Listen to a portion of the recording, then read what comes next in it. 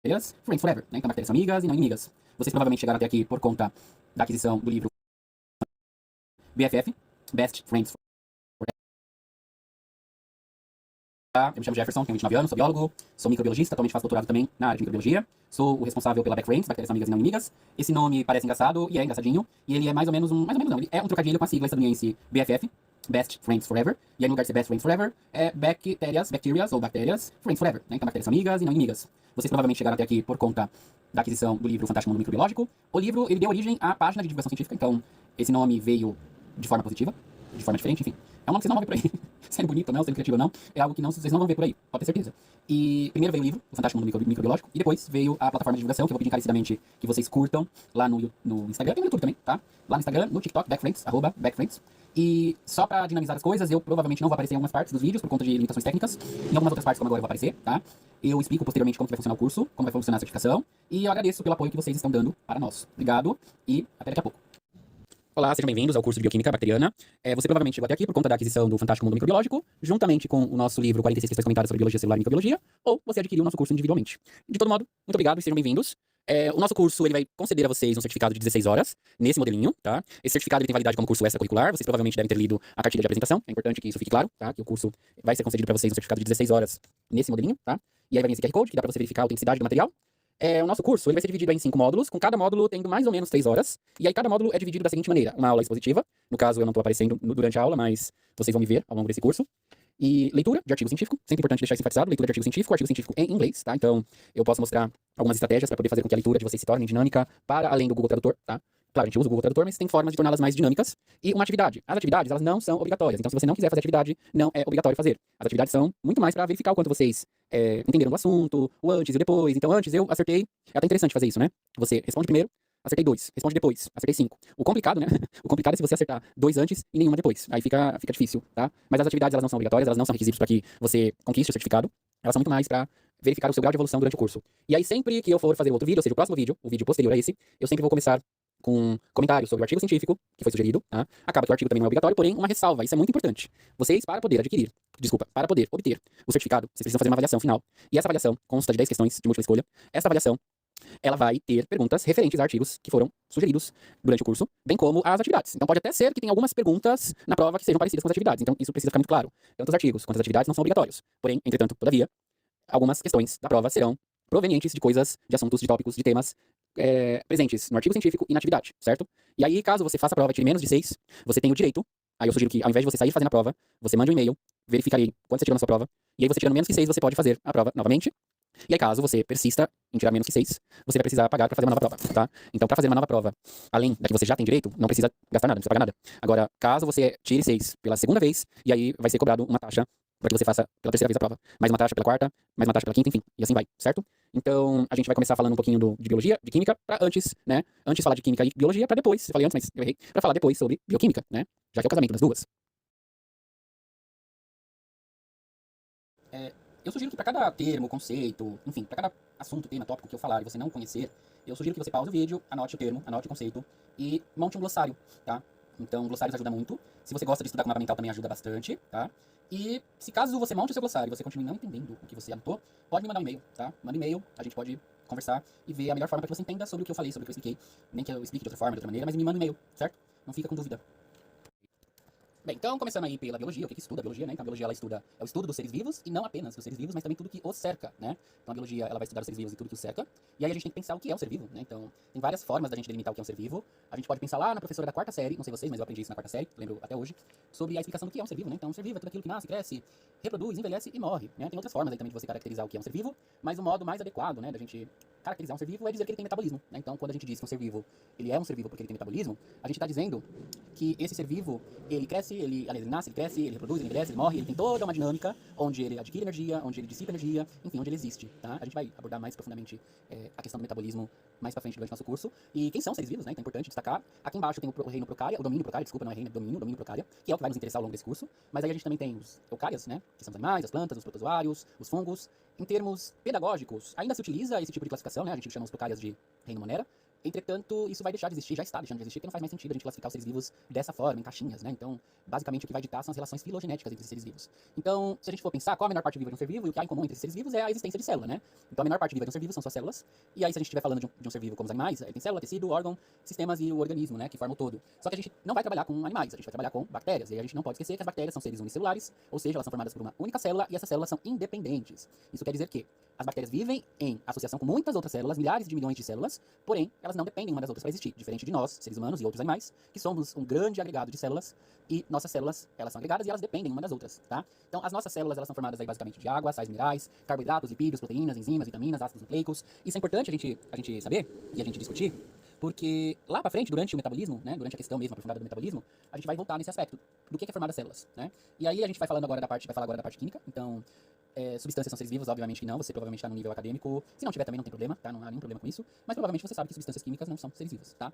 E aí a melhor forma da gente caracterizar a substância aliás, desculpa, as substâncias, né, são aí moléculas, agregados de moléculas, e a área que estuda é a química. Afinal de contas, a gente começou falando de biologia, agora a gente vai falar de química. Então a química, ela estuda aí a matéria. Então a matéria é tudo aquilo que ocupa espaço e tem massa. E essa matéria, ela se apresenta na forma sólida, líquida ou gasosa, tá? E aí tem um quarto estado da matéria também, mas não convém a gente discutir isso aqui.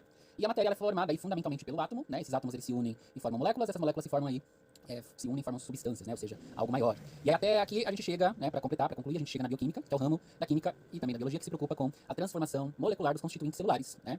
Isso segundo o Luiz Antônio, Galo Luiz Antônio. Ou ciência interdisciplinar que utiliza princípios e métodos da química na investigação das transformações que ocorrem nas substâncias e moléculas provenientes dos seres vivos e de seus processos metabólicos. Ou seja, a bioquímica, basicamente, ela trata das reações químicas que ocorrem nos seres vivos, tá?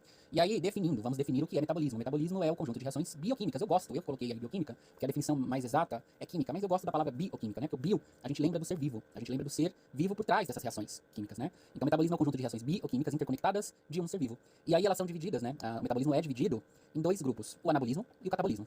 Então, um ser vivo, fundamentalmente, ele existe para quê? Ele existe para se manter vivo, né? Ele existe para se manter vivo e ele existe para poder fazer novos seres vivos. Então, ele existe para deixar descendentes. Então, para que ele faça descendentes e para que ele se mantenha vivo, ele vai precisar de blocos construtores, que a gente chama de precursores, tá? Então, esses precursores são blocos, e esses blocos, eles vêm lá da alimentação, né? Carboidrato, lipídio, proteína, vitamina, sal mineral e energia, né? Então, a energia, ela vai ser proveniente aí também da alimentação. Então, fundamentalmente, a gente tem o anabolismo, que é quando constroem-se moléculas. Então, se você está fazendo uma nova célula, você está usando o seu metabolismo anabólico. A gente chama de metabolismo anabólico. Agora, se você está gastando energia, por exemplo, você está usando o seu metabolismo catabólico, né? Então, aqui nessa imagem, a gente tem algo muito interessante. Aqui a gente já começa a falar de bactéria, né? Então, a gente está falando aqui já de bactéria. Não ainda profundamente, mas a gente vai falar profundamente. Aqui, por enquanto, é uma introdução, e isso serve para a maioria, eu diria para todos os seres vivos, né? Então, a gente tem as moléculas, que são os blocos construtores aqui na parte de baixo, que a gente chama de 13 precursores. Então, são 13 tipos de blocos construtores. Esses blocos construtores, eles vão dar origem aí, eles vão ser a base de outras moléculas, que são maiores do que elas, né, do que os blocos construtores. E essas moléculas, elas vão dar origem a outras moléculas maiores ainda, que vai ser a base da célula, nesse caso da bactéria. Então, esse é o processo fundamental do metabolismo anabólico, e o inverso poderia acontecer. Então, poderia se pegar uma molécula grande, como é o caso de uma proteína, e ela poderia ser dividida em porções menores, tá? Então, essas moléculas, elas se encontram na membrana plasmática, elas são o próprio ATP, que você já deve ter ouvido falar, que a gente vai discutir durante as aulas, elas formam estruturas enzimáticas, enfim, elas formam todos os componentes celulares. Bem, continuando aqui então, a gente já falou como funciona o curso, um pouco de biologia, um pouco de química. Então, indo para a nossa terceira parte da nossa videoaula, a gente começa a falar aí de fato do metabolismo. Então, a gente já havia comentado, a gente já havia mencionado que metabolismo é o conjunto de reações químicas que ocorrem em um organismo. No caso, a gente está falando da bactéria, em uma bactéria, então, numa única célula bacteriana, como o caso de biossíntese ou no caso de degradação, que a gente chama aí de anabolismo e catabolismo. Os seres vivos, de forma básica, né, a gente vai ver por enquanto a forma básica, eles são classificados aí em autótrofos, né, ou autotróficos, que são chamados seres produtores, que são capazes, coloquem aí aspas, capazes de produzir o seu próprio alimento, pelo menos a gente aprende assim na escola, de forma mais simplificada, né. A gente tem os seres consumidores, que são os heterótrofos ou os heterotróficos, que basicamente, para que a gente aprenda de forma mais simples, né, são aqueles que não produzem o seu próprio alimento e precisam se alimentar, ou seja, obter energia de outros seres vivos, tá? Essa energia, a gente vai se aprofundar nas próximas aulas, mas basicamente elas são armazenadas em uma molécula que a gente chama de ATP, a adenosina trifosfato, tá? Então essa energia, ela é armazenada no ATP. Esse ATP, ele vai armazenar essa energia e quando ele quebra, né, as ligações químicas, ele libera essa energia que foi armazenada. Na próxima aula, né, no caso na aula de número 2, a gente vai explicar direitinho como que isso acontece. A gente tem os intermediários, então a gente tem moléculas intermediárias, que é o NAD. Aqui não está destacado, mas a gente também tem o NADP e o FAD, que são moléculas que vão ser intermediárias entre a energia existente nas moléculas captadas externamente ou internamente, né? Então você tem lá uma molécula de glicose. Quando você começa a quebrar essa molécula de glicose através da via glicolítica, que a gente chama genericamente de via glicolítica, mas essas vias têm outros nomes que a gente vai aprender nas próximas aulas, essa energia é liberada, armazenada no NAD, no NADP ou no FAD, e depois ela é depositada no ATP. no caso no ADP, que vai virar ATP. Então essa estrutura do NAD, essa estrutura química do FAD, a gente tem processos de liberação de energia, que a gente chama de aeróbios ou de anaeróbios, tá? Então a gente tem processos que vai ocorrer aí com a participação do oxigênio, e o aceptor final de elétrons é o hidrogênio, a gente vai explicar também na próxima aula de forma mais detalhada como que isso acontece. E a gente tem os anaeróbios, que em alguns casos são fermentadores. Eu digo alguns casos porque existe aí respiração sem oxigênio, né? Respiração anaeróbia, e que não necessariamente é uma fermentação. Seguindo, então a gente tem a respiração aeróbica, né, que começa lá numa fase que a gente chama de glicólise e encerra numa fase que a gente chama de ciclo de Krebs e cadeia transportadora de elétrons. Aqui está esquematizado. Então aqui é só uma visão geral do que vai vir na próxima aula. Provavelmente, se você já fez Bioquímica 1, você já sabe essas etapas. Se não, não se preocupe, que a gente vai detalhar cada uma dessas etapas.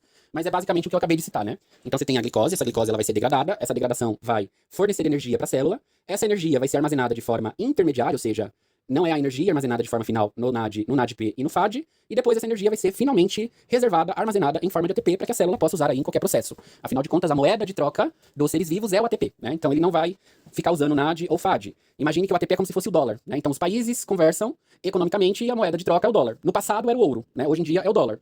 No caso das células, todas as reações químicas que precisem ou que requeiram energia, essas reações vão aí utilizar o ATP ao invés do NAD ou ao invés do FAD, tá? Só um momento, tá passando aqui.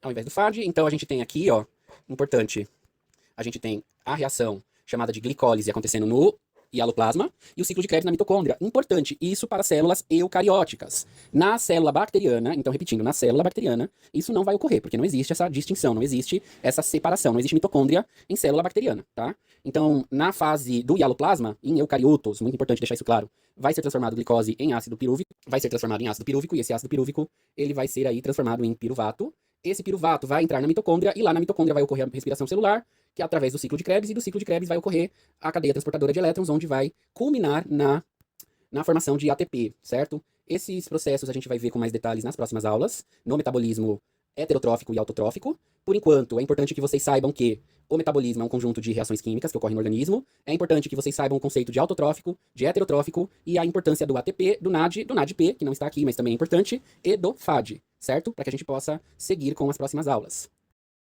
Olá, a gente começa o nosso módulo 2. Antes de começar o módulo 2, vamos fazer aí alguns comentários sobre o artigo que eu deixei como atividade para vocês. Lembrando, se vocês não quiserem fazer o artigo, não tem como saber se vocês leram ou não o artigo. Não tem como saber, tá? Então, se você, caso não queira ter lido o artigo, ok. Caso você não queira ter feito o exercício, ok. Só que não se esqueçam, porque o artigo vai cair na prova. Alguma questão claramente modificada também vai cair na prova, tá?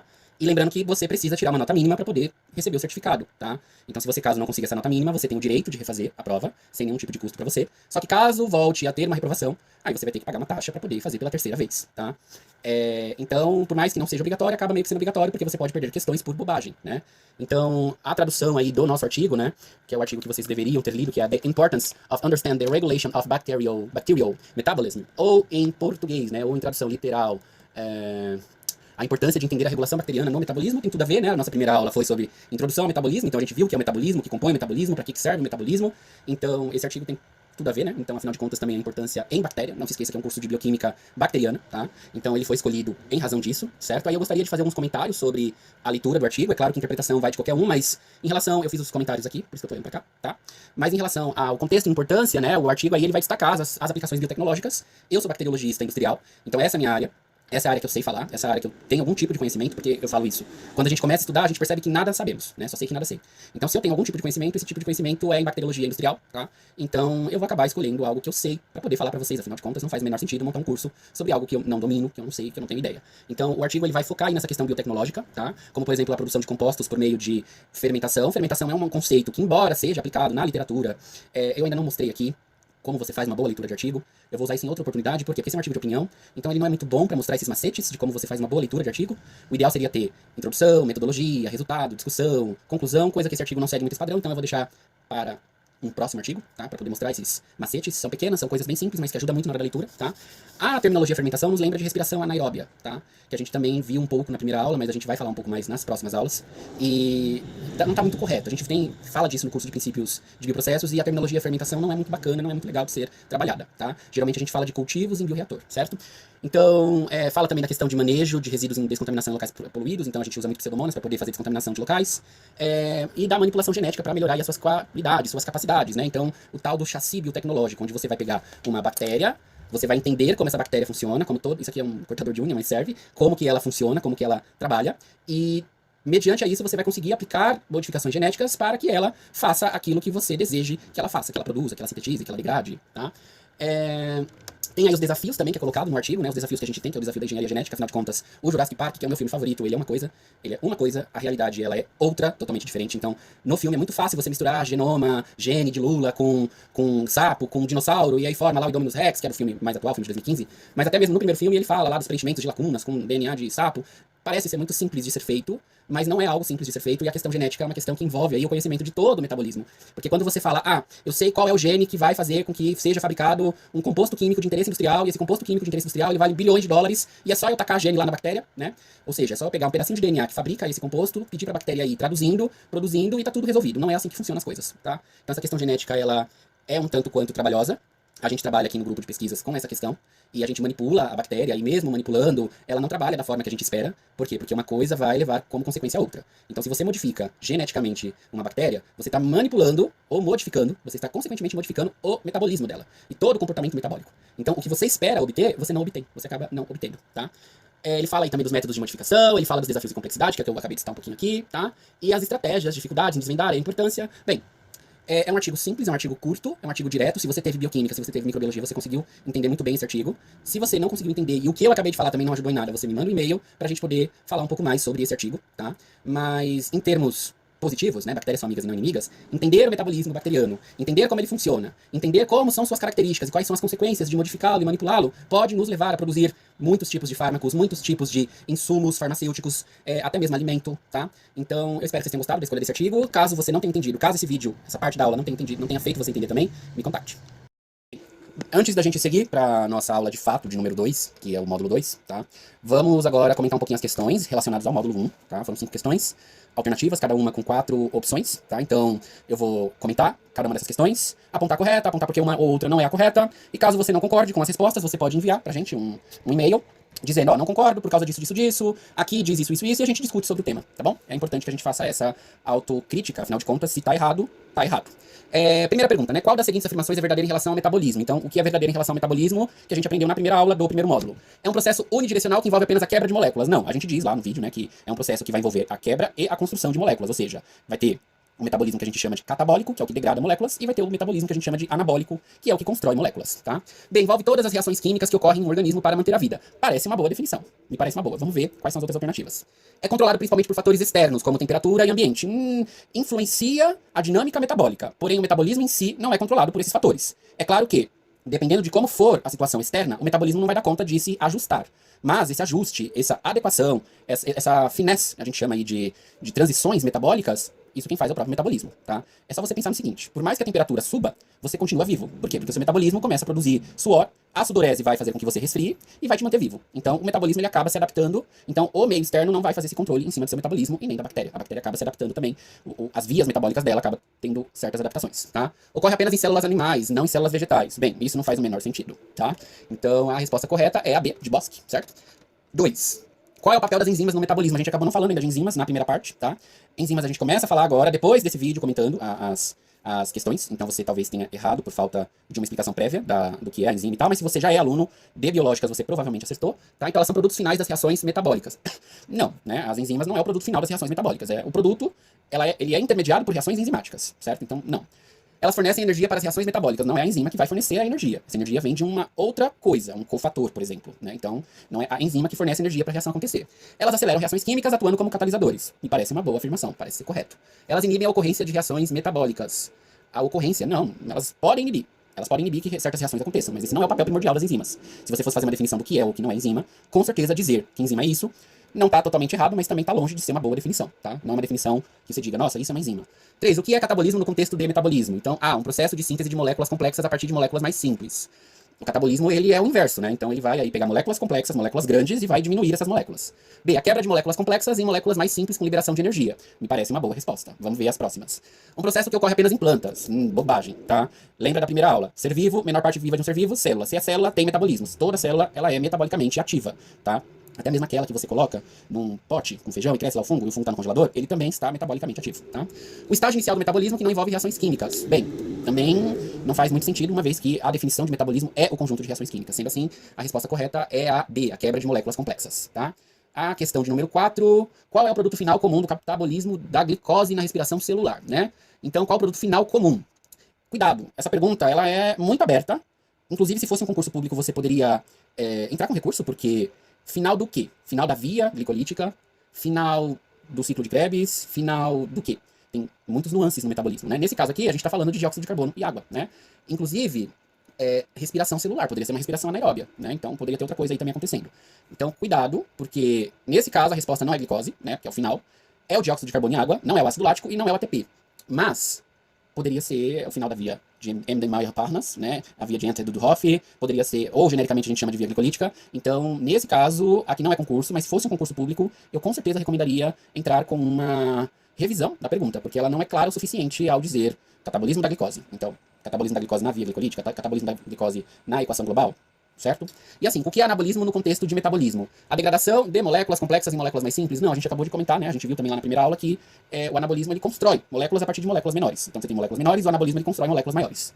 A quebra de moléculas de glicose para produzir energia? Não só de glicose, né? Então é um exemplo de anabolismo, mas não é o único. Então vamos ver se tem alguma questão mais robusta, né? Mais precisa. O processo de síntese de moléculas complexas a partir de moléculas mais simples, requerendo energia. Isso aí. Isso é um adendo. Agora que eu parei para pensar aqui, eu tô lendo e comentando com vocês, quem sabe faz ao vivo. Eu falei uma bobagem na C, tá? Se é quebra, não é anabolismo, pelo amor de Deus, tá? Tá um barulhão aqui e eu tô tentando me concentrar aqui.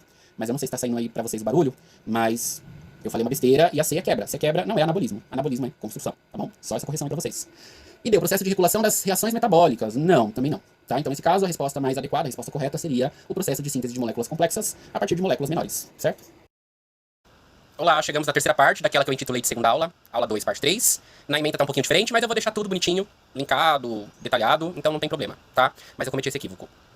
Bem, então para começar, né, hoje a gente vai falar de metabolismo autotrófico. O metabolismo autotrófico ele é conhecido principalmente em relação às plantas, então as plantas são os seres vivos que possuem metabolismo autotrófico e são conhecidas por isso, porém, entretanto, todavia, não são os únicos seres vivos a fazerem isso. Bactérias também fazem, né? Então a gente tem aí o metabolismo autotrófico, nesse caso tá colocado vegetal, mas a gente vai chamar aqui de metabolismo autotrófico, e ele pode ser dividido tanto em bactéria quanto em plantas, ele pode ser dividido em primário e secundário. Então, o metabolismo primário ele é o conjunto de processos metabólicos que desempenham uma função essencial. No vegetal, nesse caso, a gente está falando de bactérias, tais como a fotossíntese, o processo de respiração, e as bactérias, no caso, elas transportam solutos pela sua própria membrana plasmática e não por tecidos, como acontece nas plantas. Então, a gente vai detalhar um pouco mais pra frente como ocorre esse processo, então eu vou deixar pra falar daqui a pouco. E aí a gente tem o metabolismo secundário, que vai ser originado aí de compostos que não são comuns a todas as espécies. Então, por exemplo, os polihidroxalcanoatos, os conhecidos bioplásticos. Esse tipo de metabólito é um metabólito secundário e nem todas as bactérias são capazes de produzir. E a produção desse metabólito só vai acontecer em determinadas circunstâncias. Então, até mesmo as bactérias que são capazes de produzir polihidroxalcanoatos, elas o fazem em certas condições. Então, elas não saem produzindo polihidroxalcanoatos em qualquer circunstância. Então, essas circunstâncias elas vão ser estresse, limitação nutricional, excesso de luz, excesso de uma fonte de nutriente, falta de outra fonte de nutriente. Então, no geral, isso vai proporcionar o acúmulo de certos tipos de substâncias que a gente chama de metabólitos secundários. E esses metabólitos secundários eles vão desempenhar aí uma série de papéis para o ser vivo. Então, aqui eu coloquei uma colinha pra gente. Os seres vivos, como eu falei na primeira aula, eles vão depender aí de dois fatores. Na verdade, três. Lembram? O primeiro é a fonte de carbono, que vem da alimentação. Desculpa. O segundo é a fonte de energia. E o terceiro são os cofatores. Então, que é o que a gente chama de poder redutor. Então, seres vivos, eles dependem de fonte de carbono, que vai dar origem aos precursores, fonte de energia e aos poderes redutores, os chamados cofatores. E aí, para poder obter a fonte de energia, esses seres vivos, eles podem obter essa fonte de energia ou de fototropia, ou de quimiorganotrofia, ou de quimiolitotrofia, tá? Todas essas três vai dar origem à energia, ele vai ser transformado em energia, e a fototropia, ela depende do sol. Então, para poder ter esse processo, a bactéria ela precisa de clorofila ou de bacteriolofila. Enquanto que nos outros dois processos, que é a quimiorganotrofia e a quimiolitotrofia, não há necessidade de luz, que é o caso de bactérias que vivem em condições extremas. Então, revisando, né, a gente tem os substratos, que vai dar origem aí aos precursores, ou os monômeros. Esse substrato ele vai ser ou catabolizado, ou seja, ele vai ser quebrado em moléculas menores, que vai dar origem aos produtos catabólicos. E aí, a partir da ligação química entre as moléculas que compõem esses substratos, vai ser liberada energia, e essa energia ela vai ser consumida pelo metabolismo anabólico que vai fabricar moléculas maiores. Então, em uma parte do metabolismo ocorre a produção de energia e numa outra parte do metabolismo ocorre o consumo de energia. existe aí alguns tipos de metabolismo, então não são apenas esses aqui, né? Então não é só fototrópico, quimio-organotrófico, quimiolitotrófico. A gente tem os fotolito-autotróficos, a gente tem os foto-organo-heterotróficos, a gente tem o quimiolito-autotrófico e a gente tem o quimio-organo-heterotrófico. E a gente tem alguns representantes, alguns tipos de seres vivos que fazem esses tipos de metabolismo. As bactérias, claro, não a mesma espécie, mas a gente tem representantes do reino monero, chamado reino monera, né? A gente pode falar domínio procária. A gente tem representantes do domínio procária, que se adequa a cada um desses metabolismos. Então, as bactérias, elas são os seres vivos mais versáteis metabolicamente falando. Alguns metabolismos, eles formam o que a gente chama de vias metabólicas. Nessa imagem, vocês podem ver que cada uma das setas, ou várias setas, ou conjunto de setas, está representada de uma cor. Cada uma dessas cores representa o que a gente chama de via metabólica. Então, o que vem a ser a via metabólica? A via metabólica nada mais é do que um percurso, ou seja, o caminho que uma determinada molécula ela vai tomar dentro da célula até ser transformada em outra molécula. Então, por exemplo, a gente tem aqui os polissacarídeos, como por exemplo, açúcar. Então, a gente tem glicose. Aí, a gente tem sacarose, polissacarídeo. Aí, esse polissacarídeo ele é degradado em monossacarídeo, no caso, glicose. Essa glicose vai sofrer uma série de reações químicas até se transformar em piruvato. Esse piruvato, ele já vai tomar outro caminho, podendo ser transformado em acetil-CoA ou uma outra molécula que também faz parte do metabolismo e também é essencial. O acetil-CoA, ele vai entrar no que a gente chama de ciclo de Krebs, tá? Então, os seres vivos, eles são classificados, no caso as bactérias, né? Essa alta gama aí de aquisição de energia, a gente tem esse tipo de classificação nas bactérias. Existe fungos que fazem alguns tipos de processos metabólicos, existe plantas, porém, todos esses tipos a gente tem apenas em bactérias. E aí a gente divide esses processos de aquisição de energia em anaeróbio e aeróbio, a gente comentou isso na primeira aula também. Bem, esse esquema, ele ilustra bem o que eu acabei de explicar. Então, a gente tem aí no item A, a gente tem um metabolismo fermentativo, que a gente chama de fermentativo, metabolismo anaeróbio, ou seja, não ocorre a participação de oxigênio. Então, a gente vê a glicose, cadê? A gente vê a glicose, vamos aumentar aqui. A gente vê a glicose entrando. Essa glicose ela é quebrada. Lembra, quando ocorre a quebra de uma molécula, isso libera energia. Essa energia liberada, ela não fica solta na célula. Ela acaba sendo captada. Então, ela é captada por quem? Pelo NADP ou NADH, tá? No caso, NAD. Então, quando pega-se o NADP ou NAD, ele é transformado em NADPH ou NADH. Esse pH não tem nada a ver com... Claro, em algum momento vai ter uma relação, mas não é o pH que a gente mede nas nossas soluções químicas, tá? Atenção. Então, NADPH, o P vem de fósforo, tá? Fosfato. Então, a gente tem o ATP e o NADP. Quando ocorre a quebra, a gente tem o ATP, na verdade, ADP, tá? ADP virando ATP e o ATP é usado para fazer a quebra, e a quebra, ela gera energia. Essa energia gerada, ela é captada pelo NADP, que se transforma em NADPH. Esse processo, ele é cíclico. Por quê? Porque o NADP, quando se torna NADPH, ele tem um número limitado de NADPs. Então imagina, é como se você tivesse 10 baterias, você carregasse as 10, e você não tem mais como carregar baterias, porque você já carregou todas. Então o que você tem que fazer? Você tem que colocar essa carga em um suprimento maior, que é o que acontece. Então a célula, ela vai descarregar a energia que está provisoriamente armazenada no NADPH em algum substrato. Nesse caso, no lactato, etanol, formiato, CO2, enfim. Agora a gente tem um outro modelo, que é a glicose, que é quebrada, e ela se transforma em etanol e CO2, e ela, no caso, utiliza nitrito, né? Ela usa aí nitrato, para poder fazer essa conversão do NADPH em ATP. Então a célula vai usar esse tipo de estratégia. Na outra estratégia, que é o que a gente chama de respiração anaeróbia, tá? Então nesse caso ocorre uma respiração, no item B, só que não tem a participação do oxigênio. No item C, é o que nós, animais, fazemos, né? Então glicose é quebrada, essa energia é armazenada provisoriamente no NADP, e depois ela é descarregada com o auxílio do oxigênio no ADP, que vai se tornar ATP, certo? É muito nome, eu recomendo que vocês anotem numa folhinha, façam esquemas, pausem o vídeo, desenhem, tá? Para vocês irem lembrando como que são esses esquemas. No item D, a gente já tem um processo autotrófico, que é o que a gente está falando hoje, né? Então a gente tem o CO2, esse CO2, ele vai passar por um ciclo que a gente chama de ciclo de Calvin-Benson, e ele vai usar o sulfídro, tá? O ácido sulfídrico, para poder fazer esse descarregamento de energia. Então ele vai usar o ácido sulfídrico, e dali, desse ácido sulfídrico, ele vai obter energia, e essa energia vai ser utilizada para a fabricação de glicose, porque aqui acontece o inverso, né? Ele pega uma molécula degradada e constrói uma molécula nova. No item E é a mesma coisa, a gente tem o CO2, só que nesse caso a gente tem o auxílio da luz. Então não é apenas o sulfídrico, né? A gente tem também o auxílio da luz, e no item F a gente só tem a luz trabalhando para esse processo acontecer. Bem, eu não sei se dá muito bem para enxergar o processo de fixação de carbono, que é o que a gente chama, né? Então lembra, a glicose é um tipo de monômero, é uma molécula que é uma molécula quase que coringa para os seres vivos. Por quê? Porque dessa molécula de glicose sairão outras moléculas que são essenciais. Lembre-se dos precursores, que os seres vivos necessitam de 13 precursores.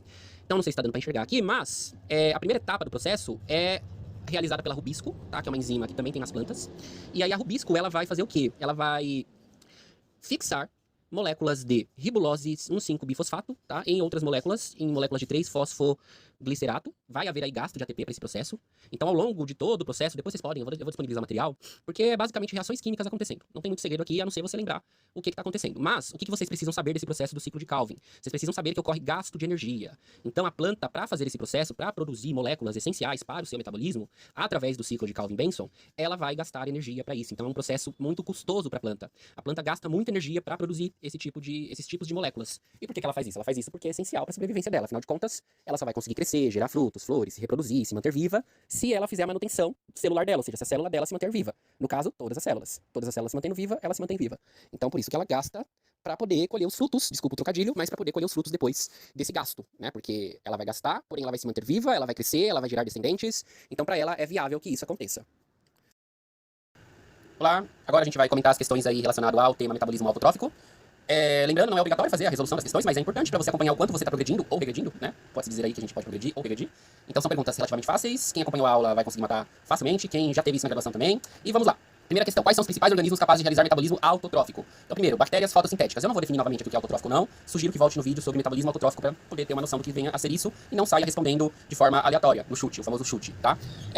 O item B, plantas. O item C, algas. Bem, a alternativa correta é a D, né? Todas as opções acima. Então, tanto bactéria, fotossintetizante, plantas e algas são seres que fazem fotossíntese, tá? Que fotossíntese não, autotrofia. Autotrofia é diferente de fotossíntese. Quem acompanhou a aula sabe do que eu tô falando, tá? O que caracteriza um organismo como autotrófico em termos de fonte de carbono? Em termos de fonte de carbono. Obtém carbono apenas de compostos orgânicos? Obtém carbono de compostos inorgânicos? Não requer carbono para o seu metabolismo? Bem, a C a gente pode excluir, tá? A gente exclui a C porque os seres vivos precisam de 13 precursores. Esses precursores, que é para fazer célula, que é para fazer membrana, que é para fazer uma série de coisas, são feitos de carbono. Então, a C a gente já elimina, tá? A C não tem conversa. No D, obtém carbono tanto de compostos orgânicos quanto inorgânicos. Lembra? Dos quimio-organotróficos e dos quimiolitotróficos, substâncias orgânicas e substâncias inorgânicas, tá? Então, a letra 2, alternativa D, parece ser a mais adequada. Se você não concorda, envie um e-mail. Qual o papel da clorofila no metabolismo autotrófico? Síntese de proteínas? Não. Captura de energia luminosa? Provável, provavelmente. C, fixação de carbono? A fixação de carbono acontece no ciclo de Calvin-Benson, né? Não seria necessariamente na clorofila. Fixação de carbono, produção de ATP? Não. No caso, gasta-se muito ATP, lembra? Tá? Quais são os dois principais tipos de metabolismo autotrófico? Fotossíntese, quimiossíntese, respiração e fotossíntese. Respiração não é metabolismo autotrófico, tá? Então elimina B. Fermentação também não é um metabolismo autotrófico, elimina. Fotossíntese e digestão também elimina. Então a gente tem a fotossíntese e a quimiossíntese, certo? E a 5, o que é a fixação de carbono no contexto de metabolismo autotrófico? Liberação de carbono na atmosfera? Não, não é liberação de carbono na atmosfera. Esse daí seria a respiração, tá? Incorporação do carbono orgânico em moléculas do organismo parece uma boa opção. Vamos ver as demais, sempre bom ver as demais. Consumo de carbono por outros organismos heterotróficos? Não.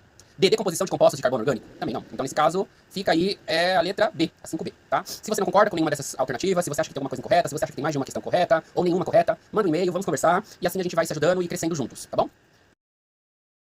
Bem, eu tô com a minha colinha aqui no computador.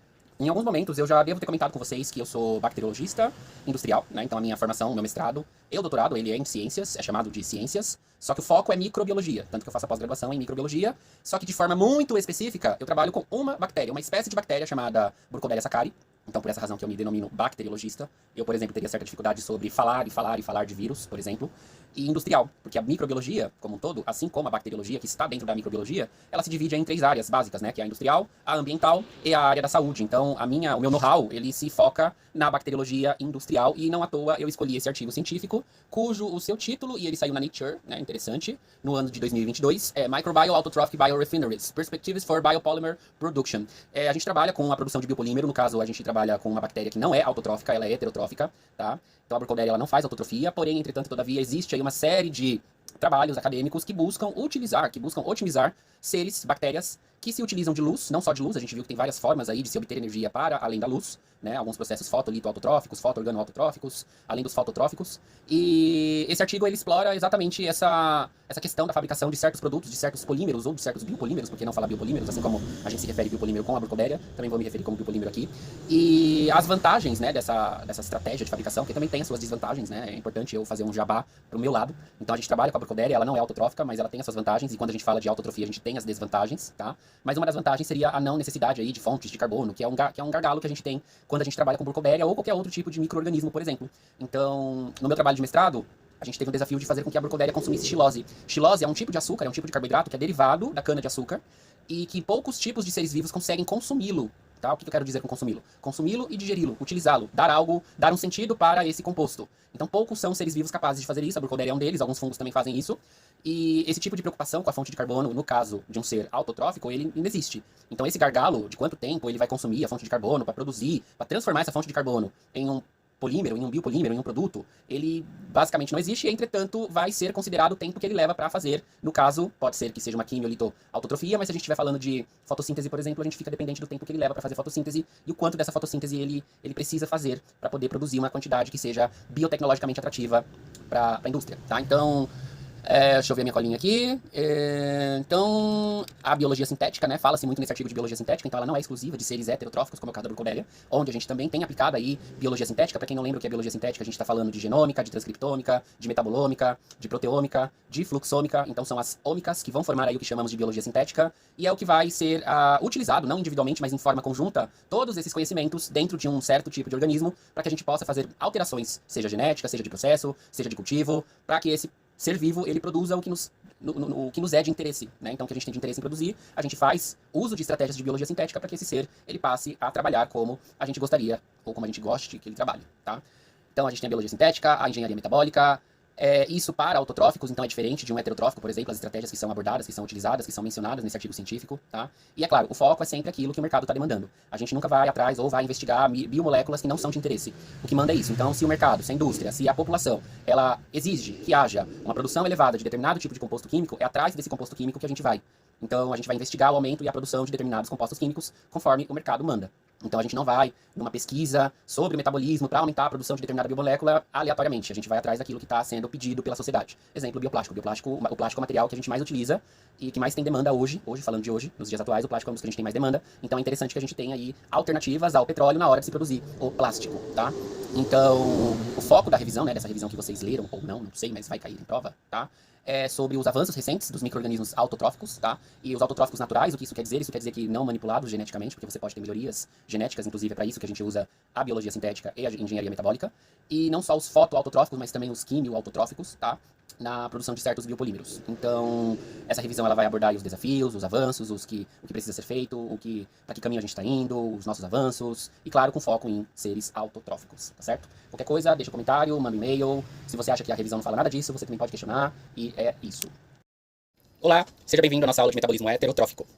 A aula passada a gente falou de metabolismo autotrófico, essa aula de hoje é um pouco mais extensa do que o metabolismo autotrófico, então eu vou fazer ela por partes. Em alguns momentos eu vou usar capítulos de livro, em outros eu vou usar alguns rascunhos, em outros eu vou usar os slides, tá? Então, se tiver dúvida, pausa, deixa nos comentários qual é a sua dúvida e vamos seguindo. Bem, então a primeira coisa que eu coloquei pra vocês foi esse, que eu posso chamar de esboço, do que a gente já viu nas aulas anteriores, mas é sempre bom a gente lembrar que os seres vivos, eles vão precisar aí de ATP, 13 compostos precursores, que a gente vai ver daqui a pouco, quais compostos são esses. E lembrando, esse é um curso de bioquímica bacteriana, então a gente tá falando especificamente de bactérias, por mais que isso se aplique também a outros seres vivos. E de NAD.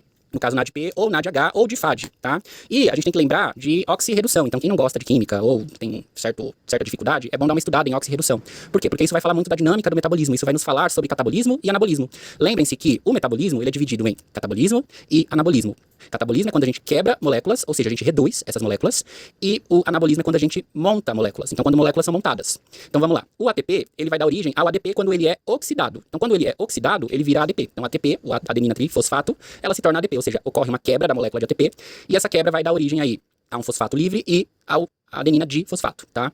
O mesmo vai ocorrer com o NADPH. Então, o NADPH, o que vai acontecer? Ele vai perder o hidrogênio, eu não coloquei aí no esquema, né? Eu peço desculpas, mas no esquema deveria ter o hidrogênio sendo perdido. Ou doado, né? Ele pode ser doado também. E, no caso, o NADPH, ele é oxidado a NADP. O NADH é oxidado a NAD e o FADH é oxidado a FAD apenas. Isso pode acontecer no inverso. Então, o ADP, ele pode reduzir, né? Ele pode se tornar aí, ele pode ser reduzido, em química a gente fala reduzido, para ATP, ou seja, uma molécula de adenina difosfato, ela pode se tornar trifosfato, ou seja, ela pode ser construída, ou seja, metabolismo anabólico. O NADP é a mesma coisa, a gente pode construir o NADP. Então, a gente pode construir o NADPH. Eu falei construir o NADP, desculpa. Construir o NADPH a partir do NADP, como metabolismo anabólico, tá? Então, o mesmo vai se suceder para NAD e FAD. Então, entender oxirredução é entender catabolismo e anabolismo. Bem, essa imagem ela ilustra legal, que a gente já viu na aula passada, né? A gente já viu em aulas anteriores essa imagem. E aí a gente não pode esquecer que os seres vivos são divididos em autotróficos e heterotróficos. E eles precisam fundamentalmente, como eu já falei várias vezes, de ATP, 13 compostos precursores e NADP. A questão é da onde se origina, né? Esses precursores, esse ATP, esse poder redutor. Ele vai se originar, seja de compostos externos, né? Ou seja, heterotrofia, seja produzindo por ele mesmo, autotrofia. E isso a gente chama de carbono, né? De fonte de carbono. Então essa fonte de carbono é uma das coisas que o ser vivo vai precisar para poder gerar ATP, compostos precursores e poder redutor, no caso NADP. Mas ele também precisa de energia. O ser vivo também vai precisar de energia para poder fazer a construção e a degradação de blocos construtores, né? Então se ele vai construir uma molécula, ele precisa de carbono para construir uma molécula e ele precisa de energia para construir essa molécula. Se ele vai degradar uma molécula, ele precisa necessariamente de energia para poder quebrar essa molécula. molécula, tá? Então vamos lembrar aí que a gente tem metabolismos heterotróficos, como é o caso desse, que é um metabolismo do tipo anaeróbio, ou seja, que não requer o oxigênio como aceptor final de elétrons. Isso quer dizer o quê? O oxigênio, ele não participa na produção de energia. Então, nesse caso aqui, glicose, tornando-se lactato, etanol, formiato, enfim, uma dessas moléculas. A gente tem o caso da glicose, em que a gente tem a respiração anaeróbia, em que o nitrogênio, nitrato, nitrito, ele faz a vez do oxigênio. Então, ao invés de ser oxigênio, a gente tem esse tipo de substância química. Nesse caso, ao invés do oxigênio, né, a gente tem oxigênio, nesse caso é o oxigênio, e esse é o nosso caso. Então, no nosso caso, glicose, a gente sempre representa por glicose, mas poderia ser outra fonte de carbono, tá? Essa glicose, ela vai suprir as necessidades de carbono, que é o que a célula precisa, e vai suprir as necessidades de energia e de poder redutor, tá? E esse é o nosso modelo metabólico, nosso e de outros animais, certo? Esse exemplo aqui é o das plantas, aliás, das plantas não, são de bactérias sulfídricas, esse não é das plantas, em que ocorre a fixação do CO2, a gente viu isso na aula passada, mas basicamente, tanto poder redutor quanto energia são supridas aí por compostos sulfurosos e ocorre aí a fixação do CO2. Nesse caso, ocorre a produção de energia pela luz e a produção de compostos de NAD pelos compostos sulfurosos, e ocorre a fixação de CO2, e agora sim a planta, né? A planta você vai ter energia sendo produzida aí por luz e água, a luz para quebrar a água, e a luz para produzir poder redutor, e o CO2 sendo fixado para poder fazer os constituintes celulares. Então a gente viu esse modelinho na aula passada, tá? Não se esqueça. E não se esqueça desses nominhos, né? Quimio-organotróficos, quimiolitotróficos, a gente já falou bastante disso também. Nesta aula de heterotrofia, a gente vai falar aí das vias metabólicas, especificamente, finalmente, né? Não falamos ainda, mas a gente vai falar de via glicolítica, do Hoff, da via das pentoses, da fosfocetolase, dos ramos oxidativos, do ciclo de Krebs, dos destinos do piruvato, da piruvato formiato liase, do ciclo do glioxilato, desculpa, quase que o nome não sai. Então a gente vai falar de cada uma dessas vias na parte 2 deste vídeo, tá? Então, se você estiver vendo este vídeo, vai ter uma segunda parte, que é a parte 2, onde cada uma dessas vias vai ser comentadas, explicadas, enfim. Antes, é importante que a gente conheça quem são, né, esses 13 precursores que as células precisam. Então, as células, elas precisam desses precursores, que a gente chama de glicose 6-fosfato, frutose 6-fosfato, ribose 5-fosfato, eritrose 4-fosfato, cedoheptulose 7-fosfato, gliceraldeído 3-fosfato, 3-fosfoglicerato, fosfenolpiruvato, ou piruvato, acetil-CoA, alfa-cetoglutarato, oxalacetato e o succinil-CoA. As células, a gente chama de metabolismo central. O metabolismo central tem o metabolismo mais geral, né? Que no caso a gente chega a ver isso em faculdade e tal. Mas tem o metabolismo fundamental, ou seja, o metabolismo que é necessário, básico para que a célula funcione. Sem esse metabolismo, a célula não funciona. Nesse caso, são vários metabolismos que formam um só, né? Que é o metabolismo central. O metabolismo central, que são essas vias que vão fornecer esses compostos precursores. Se não houver o funcionamento dessas vias metabólicas, não ocorre a aquisição desses precursores. Então, quando a gente fala de metabolismo, a gente fala de várias vias metabólicas fundamentais, tá? Aqui eu estou me referindo aos fundamentos. Então, para que a célula tenha o básico mínimo necessário para que ela mantenha suas atividades vitais e para que ela se replique, ela precisa fundamentalmente fazer mais de uma via metabólica, tá? Então só a via glicolítica não é o suficiente, só a via das pentoses não é o suficiente, só o ciclo de Krebs também não é o suficiente, certo? A segunda parte da nossa aula sobre metabolismo heterotrófico, eu gostaria de fazer alguns lembretes para vocês. Então, o nosso curso de bioquímica bacteriana está sendo hospedado no canal do YouTube. Então, se você não é inscrito no canal do YouTube, por favor, se inscreva. O canal é o Back Friends, Bactérias São Amigas e Não Inimigas. Recentemente, o nosso site foi atualizado, então se vocês puderem dar uma olhada no nosso site e, quem sabe, até fazer alguns comentários, toda crítica é bem-vinda. Só assim a gente consegue melhorar, tá? Então, se possível, eu peço para vocês darem uma olhadinha também no nosso site, que acabou de ser atualizamos o site. E não se esqueçam de se inscrever no YouTube, porque uma vez que terminar a submissão de todos os vídeos do curso de bioquímica bacteriana, será realizada uma avaliação, tá? Então eu vou disponibilizar uma avaliação, vocês, tirando mais que 6 na avaliação, vocês terão direito aí, gratuitamente, lembrando, a certificação, tá? Então, alguns dos materiais eu vou disponibilizar para vocês, lembrando, tá?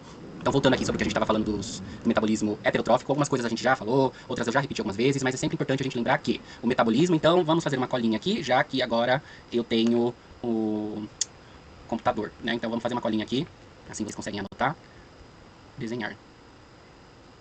Então, a gente tem que o metabolismo, opa, não, só um momento. Então, ó, coisas que são importantes aí, importante da gente considerar. Então, vamos fazer um novo arquivo. Então, fazer um novo documento em branco. Então, a gente não pode esquecer, isso é sempre importante da gente falar, que o metabolismo, ele nada mais é do que um conjunto, então o metabolismo é o conjunto de reações químicas ou bioquímicas que estão interconectadas dentro de uma célula, tá? Então, isso é o metabolismo, não vamos esquecer o que é o metabolismo. Por que os seres vivos têm metabolismo? Vamos lembrar, para sua existência, então, não liguem aqui para a falta de acentuação, tá? Então, para sua existência e para gerar novos seres vivos. Então, gerar novos seres vivos. Isso é importante. Como que esse metabolismo funciona? Ele funciona aí de forma anabólica e catabólica. Eu não vou fazer uma revisão completa, tá? Então, isso tudo já falei no outro vídeo, já tenho falado desde o início aí do nosso curso, tá bom? Então, anabólico, catabólico. quais etapas, o que um ser vivo precisa para fazer o seu metabolismo funcionar, né? Então ele precisa de energia, ele precisa de poder redutor e ele precisa dos 13 precursores, tá?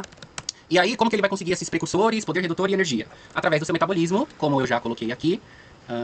Deixa eu voltar. Como a gente já viu, a gente tem aí uma gama de metabolismos existentes, certo? Então, esse metabolismo, ou seja, essa conquista de poder redutor, energia e precursores, pode ser feito de forma heterotrófica ou autotrófica, tá? Aí o que é importante a gente considerar a partir de agora? É importante a gente considerar que essa obtenção dos 13 precursores não vai se dar apenas por uma única via metabólica. Então, lembrando, vamos pesquisar direitinho a definição de via metabólica. Eu já fiz a definição de via metabólica em outro vídeo, tá? Mas, uma via metabólica nada mais é do que o total das reações químicas de um organismo. Mas, a via metabólica, ela está relacionada ao quê? Ela está relacionada a um metabólito. O que é um metabólito? Então, vamos colocar aqui para as nossas anotações. Então, um metabólito é uma substância química, tá? Então, a via metabólica, ela está relacionada com um metabólito em específico, um metabólito em particular. Então, quando a gente fala, por exemplo, via glicolítica, é porque essa via está relacionada com a glicose. Quando a gente fala da via dos destinos do piruvato, é porque essa via está relacionada com o piruvato. E assim sucessivamente estão interconectados. Então, isso são vias metabólicas, certo? Não podemos esquecer as vias metabólicas, é o que vai dar origem a poder redutor, energia e precursores. Eu volto a insistir nisso, porque são essas vias metabólicas, isso é o fundamental desse curso, tá? Então, esse é o beabá desse curso. Por isso que eu repito várias e várias vezes. Eu vou voltar nessa imagem aqui, porque ela precisa ser fixada por vocês, porque ela elucida muito bem tudo que a gente tem dito até agora. Então, deixa eu aumentar. Esses 13 precursores, ele é a base, ó. Aqui estão os 13 precursores. Então, aqui embaixo, na base, estão os 13 precursores. Esses 13 precursores, eles vão resultar aí em moléculas maiores, que vai dar origem às células, tá? E aí, como eu já havia dito, e é importante que a gente lembre, a gente precisa mais de uma via metabólica para conseguir esses 13 precursores.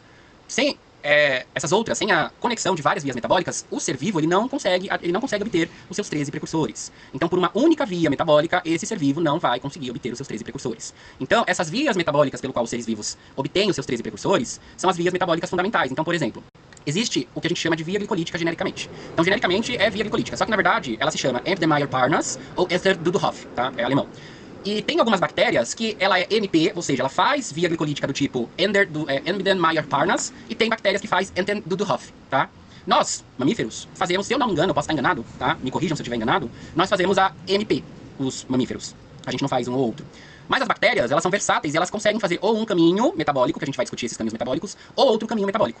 Então, por exemplo, quando a gente fala de E. coli, por que a E. coli é uma bactéria tão problemática em termos de saúde pública? Ó, quase que não sai falar. Por que ela é uma bactéria tão problemática em termos de saúde pública? Porque ela consegue se multiplicar em várias condições. Veja só o exemplo. Ela pode ser bactéria que faz a via de NP e ela pode ser uma bactéria que faz a via de ED. Isso vai refletir na vivência, na sobrevivência dela em relação ao habitat que ela está inserida. Então, quanto mais vias metabólicas essa bactéria ou essas bactérias conseguem fazer, maiores são as opções de habitats de sobrevivência dessas bactérias. Então, o fato da E. coli conseguir fazer NP e ED dá a ela a possibilidade de habitar mais locais. Diferente de uma Houstonian, por exemplo, de uma Pseudomonas, de um bacilo, ou seja, essas que eu citei agora, ou é uma ou é outra, tá? Então, as bactérias, elas são muito versáteis em termos metabólicos. Então, antes da gente ir para a terceira parte da aula, que eu vou fazer uma quebra da explicação, é importante que vocês tenham em mente que as bactérias, elas não têm algo fixo, tá? Então, além de serem heterotróficas ou autotróficas, as vias metabólicas que fazem com que o metabolismo dessas bactérias fluam pode ser diferente de uma espécie para outra, tá? O importante, o principal, o fundamental é o quê? O importante, fundamental e o principal é que essas vias metabólicas supram energia, poder redutor e os precursores, tá bom? Eu me chamo Jefferson, sou responsável pela Backframes, bactérias são amigas não inimigas, e antes de começar a terceira parte do nosso vídeo sobre metabolismo heterotrófico do curso de Bioquímica Bacteriana, eu gostaria de pedir para vocês se inscreverem no nosso canal do YouTube, curtir o nosso Instagram, @Backframes, e também curtir o nosso TikTok, tá? Então, curtir o nosso TikTok, curtir o nosso Instagram, se inscrever no nosso canal no YouTube, e se possível, dar uma olhadinha no nosso site. A gente acabou de atualizar o site, e eu gostaria de pedir encarecidamente que vocês dessem uma olhadinha, se possível, no site, e trazer um feedback, né? Então, só assim a gente consegue melhorar se tiver feedbacks. Bem, nessa terceira parte, a gente vai falar sobre as vias metabólicas em específico. Sempre importante fazer uma colinha, então eu mesmo gosto de estudar com mapa mental, não sei como vocês gostam de estudar. Quando eu estou estudando eu faço mapas mentais, eu faço palavras-chave, enfim, eu faço checklists, e é dessa forma que eu estudo. E uma coisa que é importante, antes de começar a falar das vias metabólicas em específico, eu vou pegar um mapa metabólico. O legal de gravar com a tela é que a gente pode fazer isso na hora. Então, vou pegar um mapa metabólico, e é o seguinte, geralmente a gente aprende mapas metabólicos nos cursos de bioquímica, no geral de graduação, a gente sempre aprende a pegar um mapa metabólico, esse aqui. Então a gente aprende, não, esse aqui está muito pequeno.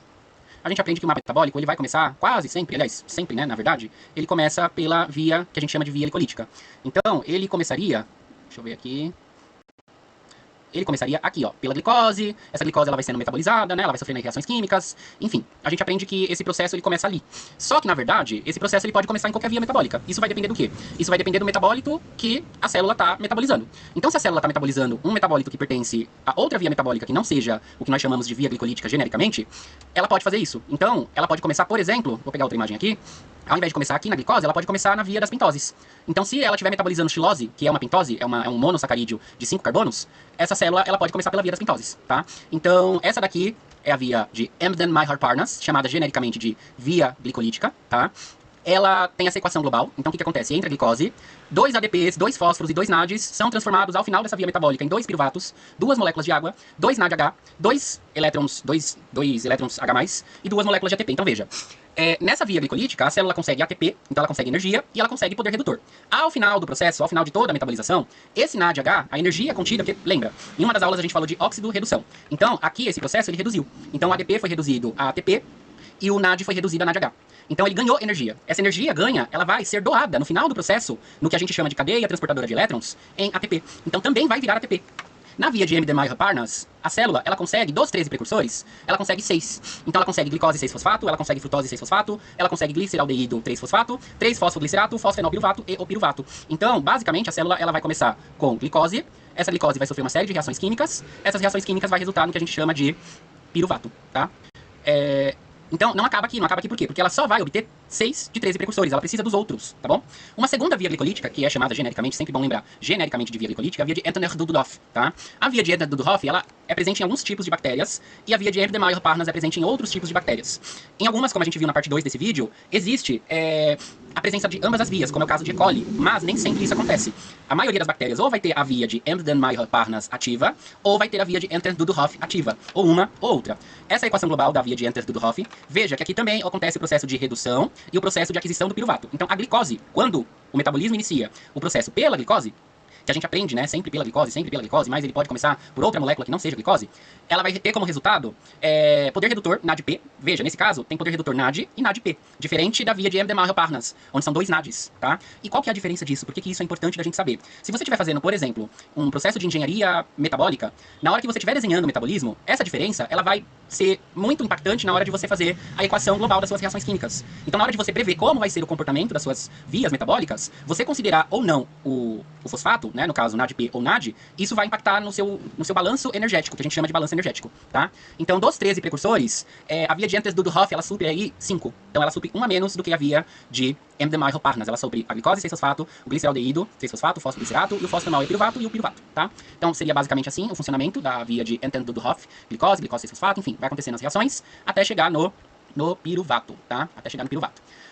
A próxima via é a via das pentoses. O nome já diz, via das pentoses. Via das pentoses é uma via que vai fazer o quê? Que vai fazer a oxidação e a redução de moléculas de 5 carbonos, tá? Então as moléculas de 5 carbonos são metabolizadas na via das pentoses. Então lá na via das pentoses vai acontecer o quê? Vai acontecer a obtenção de 6 compostos precursores de 13. Então dos 13 compostos precursores vai acontecer a obtenção de 6. Glicose 6-fosfato, ribose 5-fosfato, acedoheptulose 7-fosfato, eritrose 4-fosfato, frutose 6-fosfato e o gliceraldeído 3-fosfato. Tudo isso vai acontecer na via das pentoses.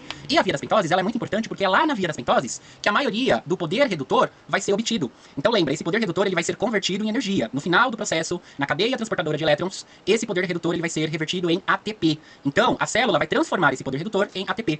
Então a via das pentoses ela é muito importante, porque é lá na via das pentoses que vai acontecer, a obtenção da maior parte da energia das células, tá? Então na via das pentoses, bem, vamos aqui a visão geral da via das pentoses, né? Então, até um certo ponto das vias das pentoses é a via glicolítica. Então, ela compartilha certas reações com a via glicolítica até que ela começa o seu processo de via das pentoses de fato, tá? A próxima via é a via da fosfocetolase, que é a via onde a gente vai ter aí a obtenção de 10 dos 13 precursores. Então, são esses precursores listados aqui em negrito, tá? Eu não vou repetir, porque eu já falei várias vezes, senão vai ficar cansativo o vídeo, tá? E aqui na via da fosfocetolase, a gente vai ter o quê? A gente vai ter a obtenção também de NAD, NADH e de... NADH, tá? Não vai ter obtenção aí de NADP. No caso, isso seria na via das pentoses. Também tem muita obtenção de energia. Veja, 3 moléculas de NAD. 3 moléculas de NAD, tá? É uma via onde vai ser obtido muitos precursores, mas ainda assim não é uma via suficiente para obter todos os precursores que é necessário para uma célula. Ela não é uma via suficiente, mas ela é uma via que vai ter muitas moléculas obtidas. Os destinos do piruvato, então lembra, o piruvato aqui, ó, cadê a imagenzinha? O piruvato, ó, o piruvato. O piruvato, ele vai tomar alguns destinos. E aí a gente tem essa via, que é chamada destinos do piruvato. Ó, que interessante, tá? Então ele pode ser convertido aí em acetil-CoA, tá?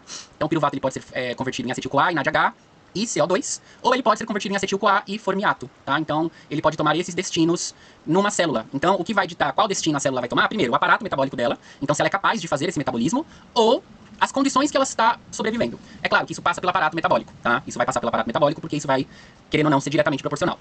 Na quarta parte da nossa aula, eu falo de ciclo de Krebs e das vias metabólicas que ainda restam a ser faladas, que restam a ser ditas, tá certo? Pela Backframes, bactérias são amigas e não inimigas, e você está no curso de Bioquímica Bacteriana, na nossa aula de metabolismo heterotrófico, quarta parte. Antes da gente começar nossa aula, eu gostaria de pedir para vocês, se possível, darem uma olhadinha no nosso site. No nosso site tem o link para o TikTok, para o Instagram e para o YouTube, tá? A gente faz esse pedido porque feedbacks são sempre bem-vindos, então a gente só melhora, a gente só pode melhorar se a gente tiver feedbacks, então a gente agradece muito se vocês puderem dar uma olhada no nosso site, certo? E lembrando, nosso curso está hospedado no canal do YouTube, tá?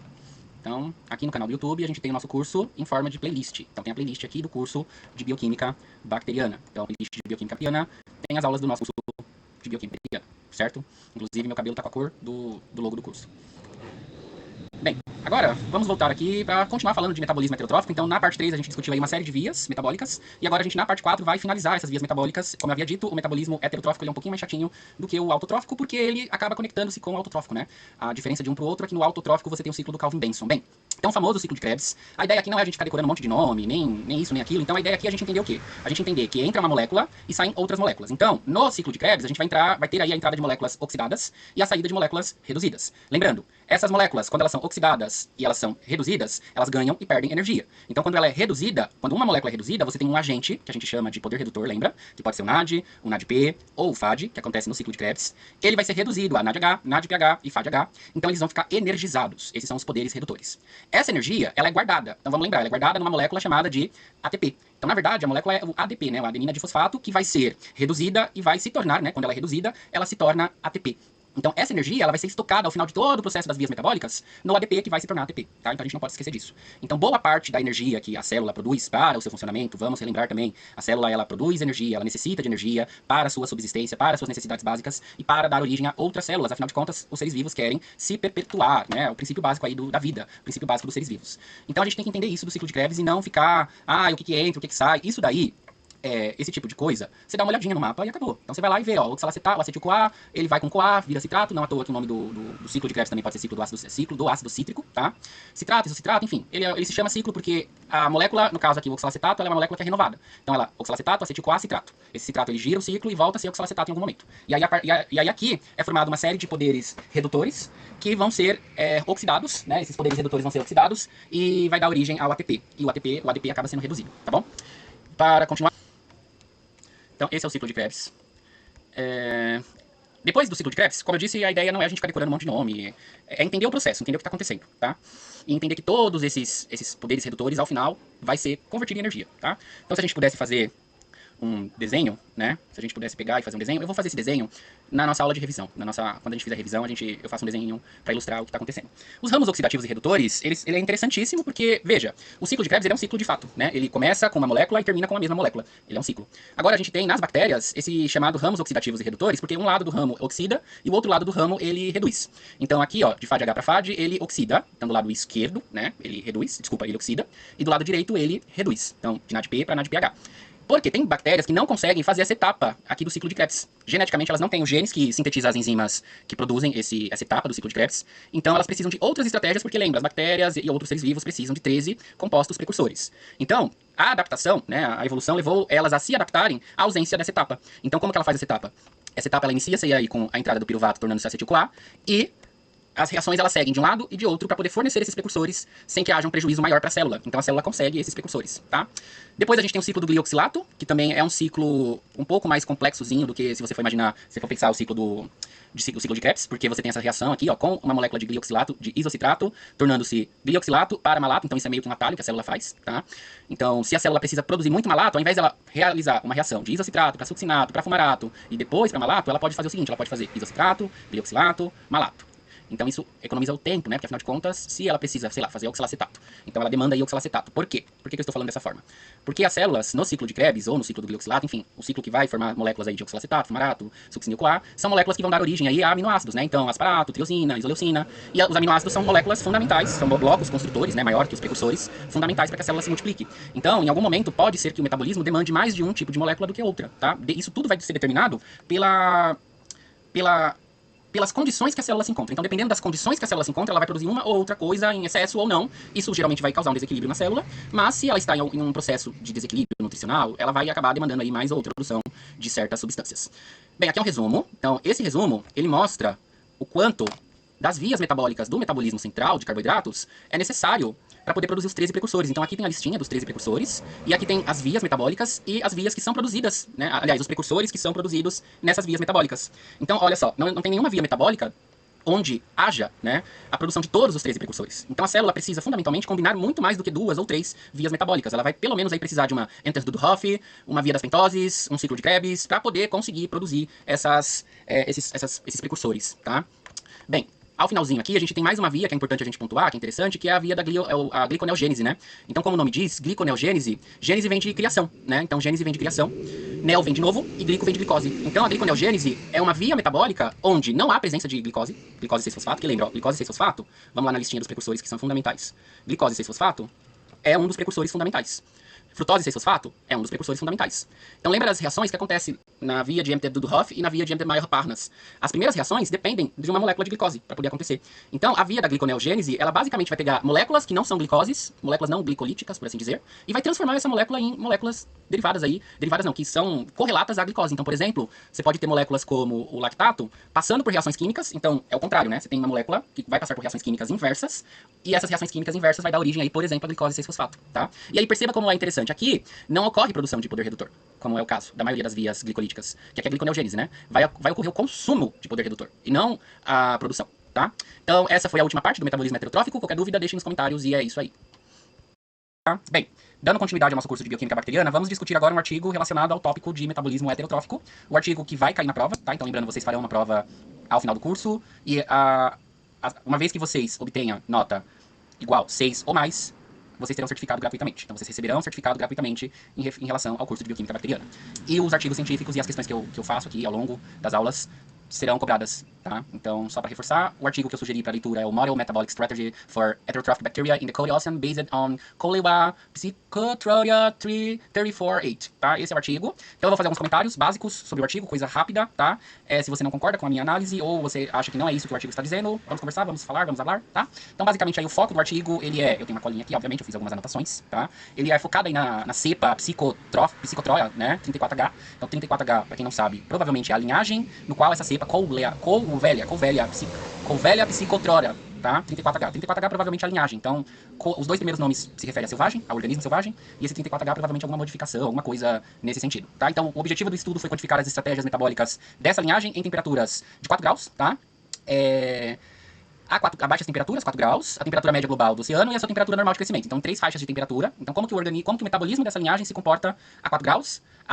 A temperatura normal dos oceanos e a temperatura do crescimento dela, né? A temperatura que ela realmente cresce. Então esse foi o objetivo do estudo. Os principais resultados, a 4 graus, né? Ela utilizou aí vários substratos de carbono, como a gente viu nas aulas parte 1, parte 2, parte 3, parte 4 de metabolismo heterotrófico, sem nenhum tipo de problema, tá? Na via em meio com glicose, ela ativou a via de Enter-Dudhoff. Ela tem via de Enter-Dudhoff e não de via MP, tá? Ela não é MP. Nas condições estudadas, é claro, pode ser que em outra condição ela tenha MP. O artigo ele não detalha muito bem. O artigo ele usou como controle, importante. O que é um controle? Controle é uma linhagem que você conhece o comportamento. Então você tem um controle biológico, um controle científico de algo que você conhece. Então E. coli é a bactéria mais estudada. Então, por que E. coli foi usada? E. coli foi usada porque E. coli é a bactéria mais utilizada na ciência. Então a gente sabe muito bem como que E. coli se comporta, tá? Então, em comparação com E. coli, quando ela é estressada a 4 graus, ela produz muita biomassa rapidamente, tá? Ela também ativa muito o ciclo de Krebs. E há aí diferenças significativas com E. coli, né? Então essa cepa ela tem bastante diferença. Em temperatura normal, essa linhagem ela apresentou aí metabólitos mais elevados do ciclo de Krebs e níveis mais baixos de energia em comparação com E. coli, né? Então, numa temperatura normal, ela tem menos energia, né? E mais metabólitos. Por quê? Porque ela não está crescendo nas condições normais de desenvolvimento dela, tá? Quando ela tem estresse térmico, né? Então, ela tem regulação negativa e flagelares. Então, isso quer dizer o quê? Isso quer dizer que ela sofre danos. Então ela sofre muitos danos celulares quando ela tem estresse térmico e, né, afinal de contas ela está estressada, então não é de se espantar que ela vai ter resultados negativos na sua célula, dificilmente seria um resultado positivo. Então a conclusão deste artigo, né, que bactérias heterotróficas marinhas podem depender de estratégias metabólicas simples para suas limitações termodinâmicas e prosperar em ambiente frio do oceano, tá? Então no geral essa bactéria, essa linhagem, ela tem uma plasticidade metabólica muito boa, tá? Isso não quer dizer que outras tenham. Se você não concorda com essa análise, se você achou esse artigo que não tem nada a ver com o tema heterotrófico, fala aí, tá bom? Mas essa foi uma análise bem simplesinha do artigo. Até mais. Vou comentar agora as questões relacionadas ao metabolismo heterotrófico. São questões simples, são questões de fixação, são questões que provavelmente eu vou aproveitar, não a mesma questão, é claro, mas algo parecido na prova final, né, do curso de Bioquímica Bacteriana. Só deixa eu ajustar a imagem aqui. Não vai. Bem, vocês estão me vendo, isso é mais importante, tá? Então, qual é a principal característica do metabolismo heterotrófico? Então, a principal característica do metabolismo heterotrófico, vamos ver aí. Deixa eu ver aqui. Ó, não encaixa. Agora vai ficar um pouquinho melhor. Qual é a principal característica do metabolismo heterotrófico? Então vamos lá. A utilização de luz para a produção de energia. Lembra, a gente tem produção de energia e a gente tem a produção de poder redutor e também a síntese de compostos precursores. Isso pode ser conquistado através de autotrofia e heterotropia. Essa descrição, né, utilização de luz solar para a produção de energia, isso é autotrofia, não é heterotropia, tá? Então pela autotrofia você pode, não necessariamente, porque você tem a quimiossíntese, você tem seres quimiolitotróficos, então eles podem não depender da luz, tá, para produzir energia. Você tem o caso das bactérias que sobrevivem em fossas marinhas, ali não tem luz solar, tá? Então não quer dizer que todo autotrófo ou autotrófico, sinta-se à vontade para chamar da forma que você preferir, não quer dizer necessariamente que ele é fotossintetizador, tá? Mas nesse caso, não, isso não definiria bem heterotrofia. Dependência de compostos orgânicos externos para obtenção de energia. Essa parece uma boa, né? Isso parece ser uma boa aí pra gente caracterizar o que é um heterotrófico. Vamos ver as próximas opções. Capacidade de produzir compostos orgânicos a partir de substâncias inorgânicas. Bem, a gente estudou várias vias metabólicas do metabolismo central e a gente não viu isso, né? Então, acho que não. Autossuficiência na obtenção de nutrientes. Isso nem nos autotróficos, tá? Porque lembra, o autotrófico ele vai sintetizar glicose. Mas os outros elementos, né, os outros nutrientes, ele precisa pegar do meio, tá? Então, nesse caso, seria a mais adequada a letra alternativa B. 2. O que diferencia o metabolismo heterotrófico do autotrófico em termos de fonte de carbono? Então, a diferença, utilização de CO2 como fonte de carbono. Então, o que diferencia o metabolismo heterotrófico do autotrófico? Então, o heterotrófico não utiliza CO2, então não pode ser, tá? Ele produz, mas não utiliza. Então, seria o oposto. Dependência de compostos orgânicos externos como fonte de carbono. Parece razoável, afinal de contas, fonte de carbono nos autotróficos pode ser proveniente do CO2, e o CO2 ele vem da atmosfera, e, né? A gente tem uma quantidade aí que os autotróficos eles não vão passar vontade. Já os heterotróficos vão depender aí de compostos orgânicos vindos do meio externo.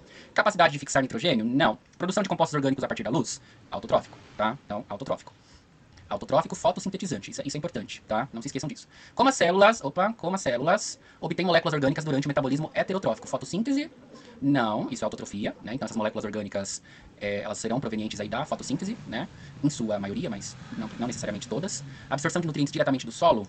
Bem, vamos ver. Ingestão e digestão de alimentos? Fixação de nitrogênio atmosférico? Bem, a D a gente elimina, né? Como as células obtêm moléculas orgânicas durante o metabolismo heterotrófico? Absorção de nutrientes diretamente do solo. Ingestão e digestão de alimentos. Bem, o que acontece? Eu coloquei essas perguntas, né? Eu gerei essas perguntas. E é interessante, porque a gente pode fazer uma discussão, uma análise dela, e eu tô respondendo aqui no momento com vocês, tá? A B, a correta é a C. Mas a B, o que acontece? As células, elas podem pegar moléculas, lembra que eu falei na aula de parte 4? Que as vias metabólicas, elas podem ser iniciadas em diferentes pontos. Então, não necessariamente ela vai começar na glicose e vai terminar na glicose, tá? Ela pode começar em algum outro ponto ali, dependendo da molécula que ela absorve.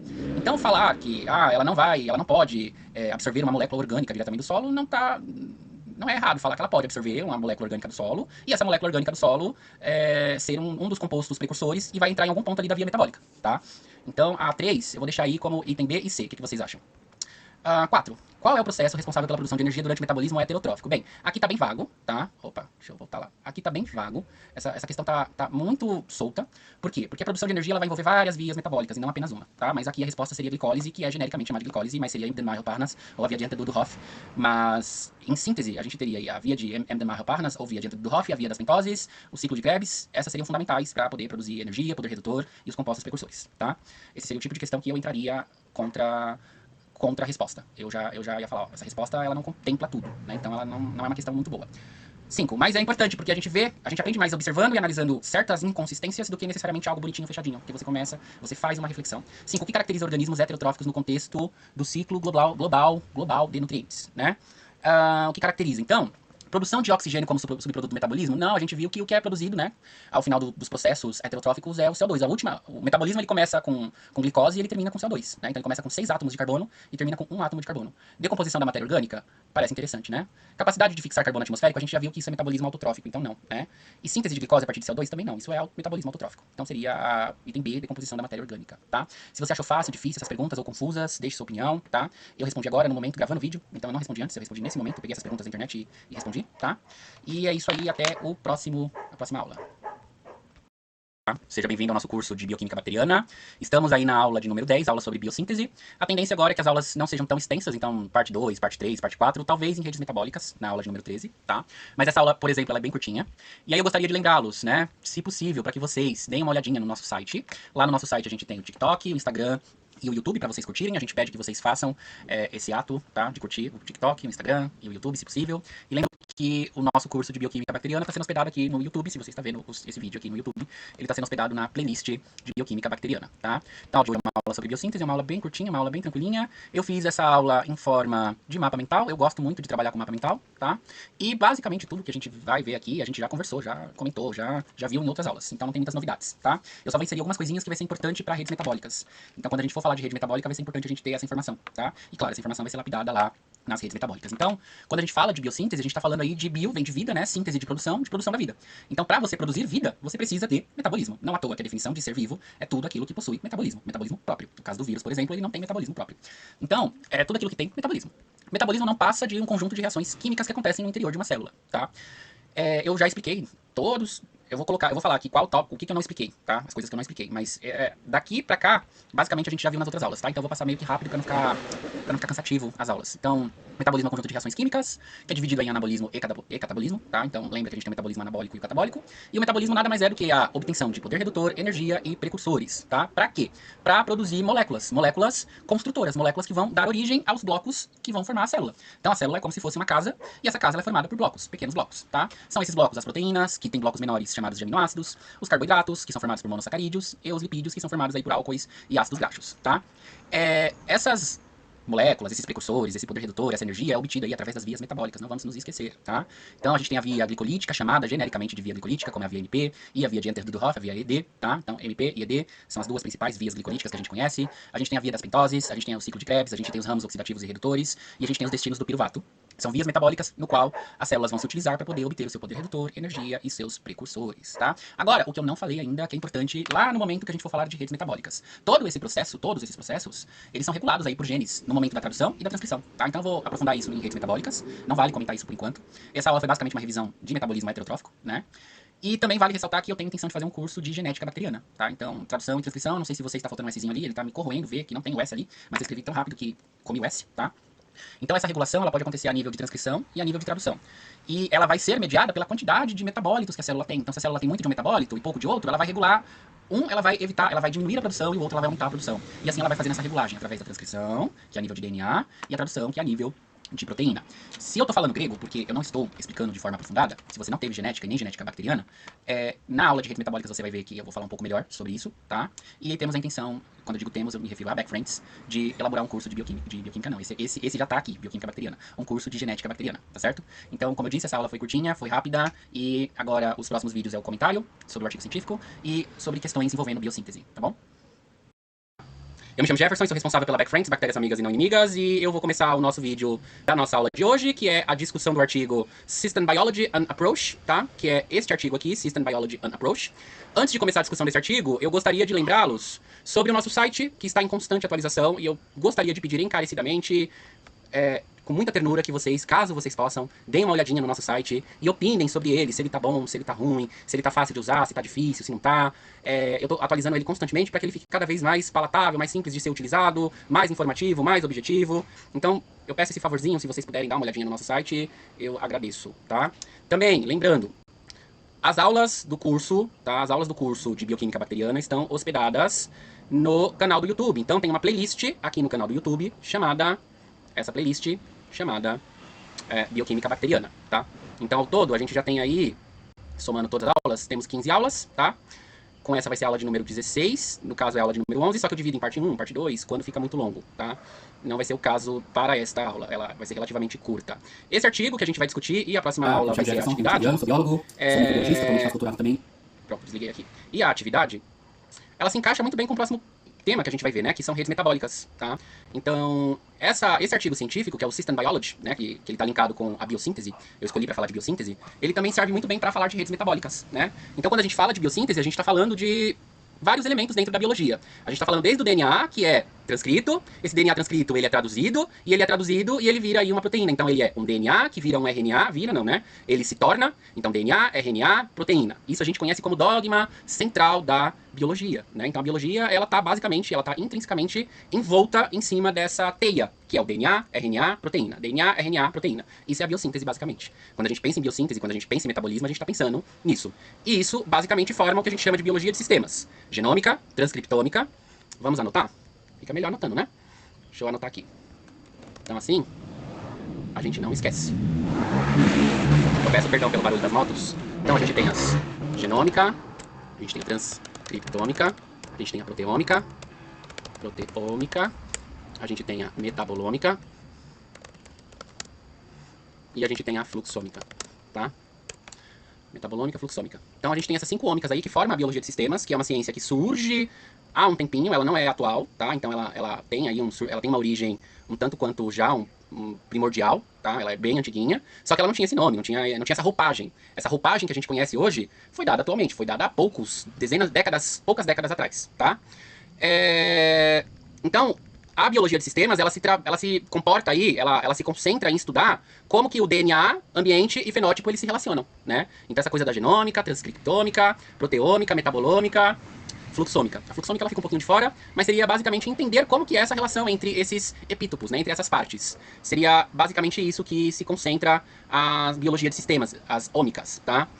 Aí o artigo fala da conexão genoma com fenótipo, né, que nem sempre é uma conexão real, e que por isso que a gente tem que estudar várias das ômicas. Então não adianta estudar as ômicas separadamente, porque se você estuda as ômicas separadamente, você vai ter erros. Então estudar a genômica separadamente, sem considerar proteômica, sem considerar transcriptômica, proteômica, metabolômica, você vai ter erros, você vai ter problemas nas suas análises. Por quê? Porque nem todos os genes, né, genômica estuda aí o conjunto de genes e tudo que o cerca. Nem tudo ali vai ser expresso, nem tudo vai ser transcrito. Então, você considerar a presença de um gene num ser vivo é equivocado. Você pode estar imputando algum erro na sua análise, tá? Aí o artigo continua falando aí dos desafios. É um artigo interessante, um artigo extenso. Eu tô fazendo, obviamente, um aparato rápido do artigo. Depois vocês deixem aí nos comentários o que vocês acharam. E ele conclui dizendo aí que as ciências ômicas, né, a biologia de sistemas, ela está sendo muito utilizada pela indústria. Eu falei isso em algumas aulas atrás, como garimpo. Por quê? Porque quando a gente se utiliza dessas ferramentas, a gente está indo atrás, a gente está indo em busca de novas moléculas, né? Então, quando a gente usa genômica, proteômica, transcriptômica, fluxômica, todas essas ômicas, a gente está garimpando novas moléculas que serão utilizadas pela indústria de biotecnologia. É claro, isso foi uma análise sucinta, rápida, superficial. Gostaria que vocês deixassem nos comentários a análise de vocês. E é isso, certo? Vídeo para o YouTube enquanto eu faço live. Olá, meu nome é Jefferson, sou responsável pela Backframes, bactérias são amigas e não inimigas, e gostaria de pedir, antes da gente começar a nossa aula de hoje, que é sobre comentários, hoje a gente vai fazer comentários sobre questões relacionadas à biossíntese. Antes da gente fazer esse comentário sobre questões relacionadas à biossíntese, eu gostaria de lembrar vocês para que vocês dessem uma olhadinha no nosso site, tá? Então, o site eu tento, sempre que possível, atualizar ele frequentemente, e eu peço encarecidamente que vocês, se possível, deem uma olhadinha no site para que vocês possam dar feedback se esse site se ele tá bom, se ele não tá, se ele tá fácil, se ele tá objetivo, se ele tá elucidativo, tá certo? Então, eu peço gentilmente que vocês deem uma olhadinha nesse site, tá?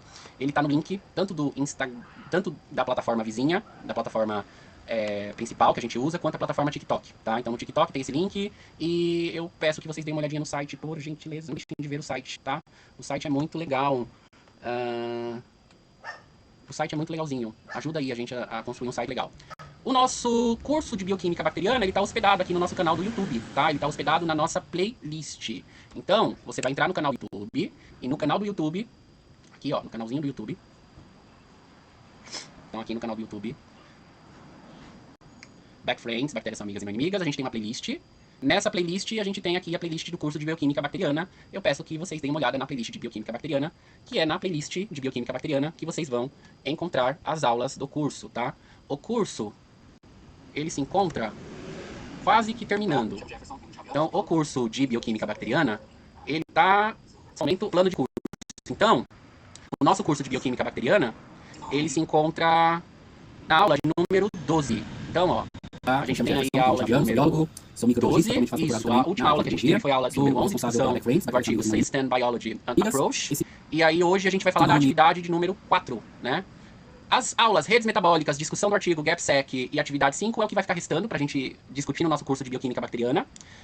Lembrando que o curso está totalmente no canal do YouTube, então se você tem interesse em ver o curso de Bioquímica Bacteriana, é só seguir o nosso canal no YouTube. Ao final do curso de Bioquímica Bacteriana, basta você fazer uma avaliação, e essa avaliação, eu espero que seja antes do Natal que isso aconteça. Com essa avaliação, você tirando mais do que uma nota 6, você terá direito a um certificado gratuito, tá? Então eu peço que vocês se inscrevam no nosso canal do YouTube, e lá no canal do YouTube você vai ter acesso ao curso de Bioquímica Bacteriana, e ao final, eu ainda não postei todas as aulas, ao final você vai ter aí um certificado desde que você tire nota 6, tá? Então vamos aí para as nossas perguntas relacionadas à aula de hoje. Importante de ser dito, eu não li, eu só peguei essas perguntas, tá? Eu não li elas, eu não sei do que se trata, então pode ser que essas perguntas, elas não estejam bem formuladas, pode ser que elas tenham respostas equivocadas, e a ideia é exatamente essa, a ideia é que a gente traga aí discussões em cima do que foi colocado nessas questões, tá? Só um momentinho. Então a ideia é que a gente coloque em cima do que foi colocado nessas questões as correções necessárias.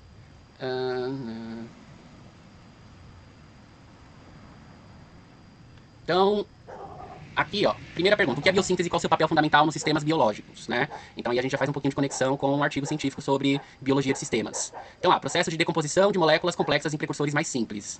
Bem, a gente está sintetizando. Se a gente está sintetizando, a gente está produzindo. Se a gente está produzindo, a gente não está decompondo, né? Via metabólica que envolve a produção de moléculas complexas a partir de precursores mais simples. Me parece uma resposta legal. Vamos ver as outras. É sempre bom ver as outras, né? Processo exclusivo de organismos unicelulares. A gente... É quase que uma regra. Se fala exclusivo, se fala único, se fala sem exceção, você pode ter certeza que está errado, tá? Então toda questão que fala processo é exclusivo, único. Provavelmente tem erro nessa questão, tá? Então a gente já tira aí a C, a gente tira a. D. Etapa final da respiração celular. Bem, a etapa final da respiração celular, a gente tem uma decomposição, né? Porque se você for parar para pensar, a respiração celular ela começa com a glicose, que ela é a via lá de Embden-Meyerhoff-Parnas, ou de Embden-Duhoff, e entra a glicose nessa via e sai CO2. Então ela é degradando, né? Então a respiração celular ela é um processo que degrada a molécula. Então, vamos de B, tá? Processo de decomposição, via metabólica que envolve a produção de moléculas complexas a partir de precursores mais simples. E vamos adicionar uma coisa aí, tá? Vamos adicionar uma coisinha. Não é uma via metabólica, são várias vias metabólicas, tá? 2. Quais são os principais tipos de biomoléculas, ou moléculas, como vocês preferirem, sintetizadas nos seres vivos? Então vamos lá. Ácidos nucleicos, glicogênio, enzimas. Vamos ver o próximo. Proteínas, ácidos graxos, vitaminas. Hemoglobina, sais minerais, amido. Água, sais e lipídios. Então vamos começar pelo mais fácil, né? Vamos eliminar aquilo que a gente tem certeza que não é. Água. Não é sintetizada nos seres vivos. Tudo bem que algumas reações químicas produzem água, né? Algumas reações químicas produzem água. Mas não a ponto de falar que os seres vivos sintetizam água, tá? Então a gente elimina D. Sal mineral está presente na água, e o sal mineral, na maioria dos casos, ele deriva de metais e alguns não metais. Então, a gente não sintetiza. Então, a gente pode aí eliminar também esses sais minerais, né? Então, a gente pode eliminar sais e a gente pode eliminar a água. A gente elimina C e D. Agora, ácidos nucleicos, glicogênio, enzimas, proteínas, ácidos graxos e vitaminas. Bem, vitaminas, a gente tem que consumir vitaminas. A gente tem que consumir vitaminas de vários complexos. Por quê? Porque a gente não consegue sintetizar vitaminas. Vitaminas são estruturas moleculares que a gente não consegue sintetizar e por isso a gente precisa consumir exógena. Exógeno vem de exo, vem de fora. Exogenamente, essas substâncias. Então, a gente não consegue produzir vitamina C. A gente não consegue produzir vitamina A, a gente não consegue produzir vitaminas do complexo B. Então, a gente tem que consumir exogenamente. Logo, a gente não produz. A gente não biosintetiza. Então, essa alternativa também a gente tira. Então, a 2 seria aí ácidos nucleicos, glicogênio, que é produzido no nosso fígado, e enzimas que a gente também produz, tá? 3. Como ocorre a biossíntese de proteínas? Como as proteínas são sintetizadas? Então vamos lá, passo a passo. É sempre importante ir analisando uma questão, por mais que você ache que a questão está certa, por mais que você fale, essa questão é essa, é sempre importante a gente ir lá e rever a questão e falar, será que é essa mesmo? Vamos verificar outra? Vamos ver se é isso mesmo? Então a primeira coisa, transcrição do RNA mensageiro. Quem é transcrito é o RNA, né? Quem é transcrito é o DNA. O RNA ele é traduzido, então a gente elimina A. B, transcrição do DNA, pode ser. C, síntese direta do retículo endoplasmático, bobagem. É aquele tipo de alternativa que é só para encher linguiça. D, replicação do DNA no núcleo, seguida da síntese de mitocôndrias. Falou difícil, mas falou bobagem, tá? Replicação do DNA no núcleo. O núcleo ele se desfaz, aí ocorre a replicação, e depois vem a síntese de... Não, tá? Então a gente tira D. A gente tira A, a gente tira C, a gente tira D. Então sobra a B. Vamos ver se a B tá certa? B, transcrição do DNA seguida de tradução nos ribossomos. Os ribossomos traduzem os RNAs em proteínas. E algumas das proteínas, mas não todas as proteínas, vão virar enzimas. mas não todas, tá? Algumas proteínas viram enzimas. Vamos para a questão de número 4. Explique a biossíntese de ácidos graxos e lipídios. Agora começa a ficar um pouquinho mais difícil, né? Processo que ocorre apenas em células vegetais. De novo, apenas, único, exclusivo, você desconfia. A gente vai desconfiar dessa questão, dessa alternativa. Deixa ela aí. Não vamos descartar ela agora, mas deixa ela aí. Bem, inclui a produção de triglicerídeos a partir de aminoácidos. Putz, eu não lembro o ciclo. O que eu faço? Será que faz sentido? Triglicerídeos a partir de aminoácidos. Bem, aminoácido tem um elemento químico importante que não tem nos triglicerídeos, que é o nitrogênio. Tem nitrogênio no aminoácido, mas não tem nitrogênio nos triglicerídeos. Então, é aquilo que a química diz, né? Nada se cria, nada se perde, tudo se transforma. Será que faz sentido um triglicerídeo, que é uma molécula que tem oxigênio, hidrogênio, carbono, ser formada por uma molécula que tem todos esses elementos mais o nitrogênio? Talvez não seja interessante, tá? Salomela, obrigado por estar acompanhando a live. Muito obrigado. Obrigado. 4. Explique a biossíntese. Então vamos lá. C. Síntese de ácidos graxos ocorre no citoplasma e é mediada por enzimas. Bem, não falou muita coisa. É genérico. Um monte de coisa ocorre no citoplasma e é mediado por enzimas. Um monte. Vamos ver a D. Envolvimento exclusivo. Ó, exclusivo. De células musculares. Não, né? Células musculares com ácido graxo lipídio. Isso daí tá mais para células que armazenam lipídios. Não células musculares, que as células musculares não armazenam lipídios. Né? Então, eu não colocaria a D. Síntese de ácidos graxos que ocorre no citoplasma e é mediada por enzimas. Essa parece ser a mais adequada, tá? Porque produção de triglicerídeos a partir de aminoácidos, a gente teria que ver a rota lá metabólica. Posso estar enganado. Mas eu colocaria a C, tá? A síntese de ácidos graxos ocorre no citoplasma e é mediada por enzimas. Porque isso é meio que o beabá da biossíntese, tá bom? Mas a gente pode conferir depois no próximo vídeo se eu estiver enganado, porque como eu disse, eu trouxe as questões pra gente responder aqui juntos. Gravando aqui, agora, tá? 5. Qual o papel dos cofatores enzimáticos na biossíntese? Papel dos cofatores enzimáticos na biossíntese. Atuam como moléculas estruturais nas células. São exclusivos de processos catabólicos. Quando fala exclusivo, ó, vamos lembrar, exclusivo. Facilitam e regulam reações químicas durante a biossíntese. Parece interessante essa alternativa. São encontrados apenas em células procarióticas. Então, ó, vamos eliminar a D, porque cofatores, eles não são encontrados apenas em células procarióticas. Então a gente já elimina aí a C. A D, desculpa, a gente elimina a D. Facilitam e regulam reações químicas durante a biossíntese. Sim, é um dos papéis. Então os cofatores, eles vão, NADP, NADH, essas moléculas, elas vão facilitar a vida aí das enzimas. São exclusivos de processos catabólicos. Não, você pode ter cofatores também em processos anabólicos. Afinal de contas, é só lembrar das plantas. As plantas, elas fazem biossíntese, né? Elas não degradam moléculas, elas constroem moléculas e elas se utilizam aí de cofatores. Atuam como moléculas estruturais nas células, não, porque elas estão sendo recicladas a todo momento, né? Então, por serem recicladas a todo momento, elas não estão atuando como células estruturais. Bem, esses foram os comentários das nossas questões em relação ao tema biossíntese. Se você não concorda com os comentários das nossas questões, com o que foi colocado aqui, entre em contato, deixa um comentário, manda um e-mail, só não fica na dúvida, tá? Então a gente respondeu 5 questões. Dentro dessas 5 questões, eu peço para que vocês deixem a opinião de vocês, se vocês concordam ou não com o que foi colocado. Até mais, para a gravação. Jefferson, bem-vindo ao nosso curso de Bioquímica Bacteriana, que está chegando ao fim, estamos quase terminando, né? Estamos aí na aula de número 13, que é a aula de redes metabólicas. Essa aula, em especial, eu vou deixar um link para vocês, tá? Porque vai ser uma aula muito mais completa por esse link, que é uma palestra que eu fiz sobre reconstrução de redes metabólicas. Então aqui, além de falar de redes metabólicas, eu também falei como fazer redes metabólicas, tá? Então eu vou deixar o link desse vídeo, que vocês estão vendo na tela, que é uma palestra que eu concedi ao Minuto Biomedicando, no evento MicroConnect, e peço para que vocês assistam esse vídeo, que é referente à nossa aula de número 13, sobre redes metabólicas, tá certo? Então eu vou deixar na descrição desse vídeo o link deste vídeo, que é a aula de redes metabólicas, tá certo?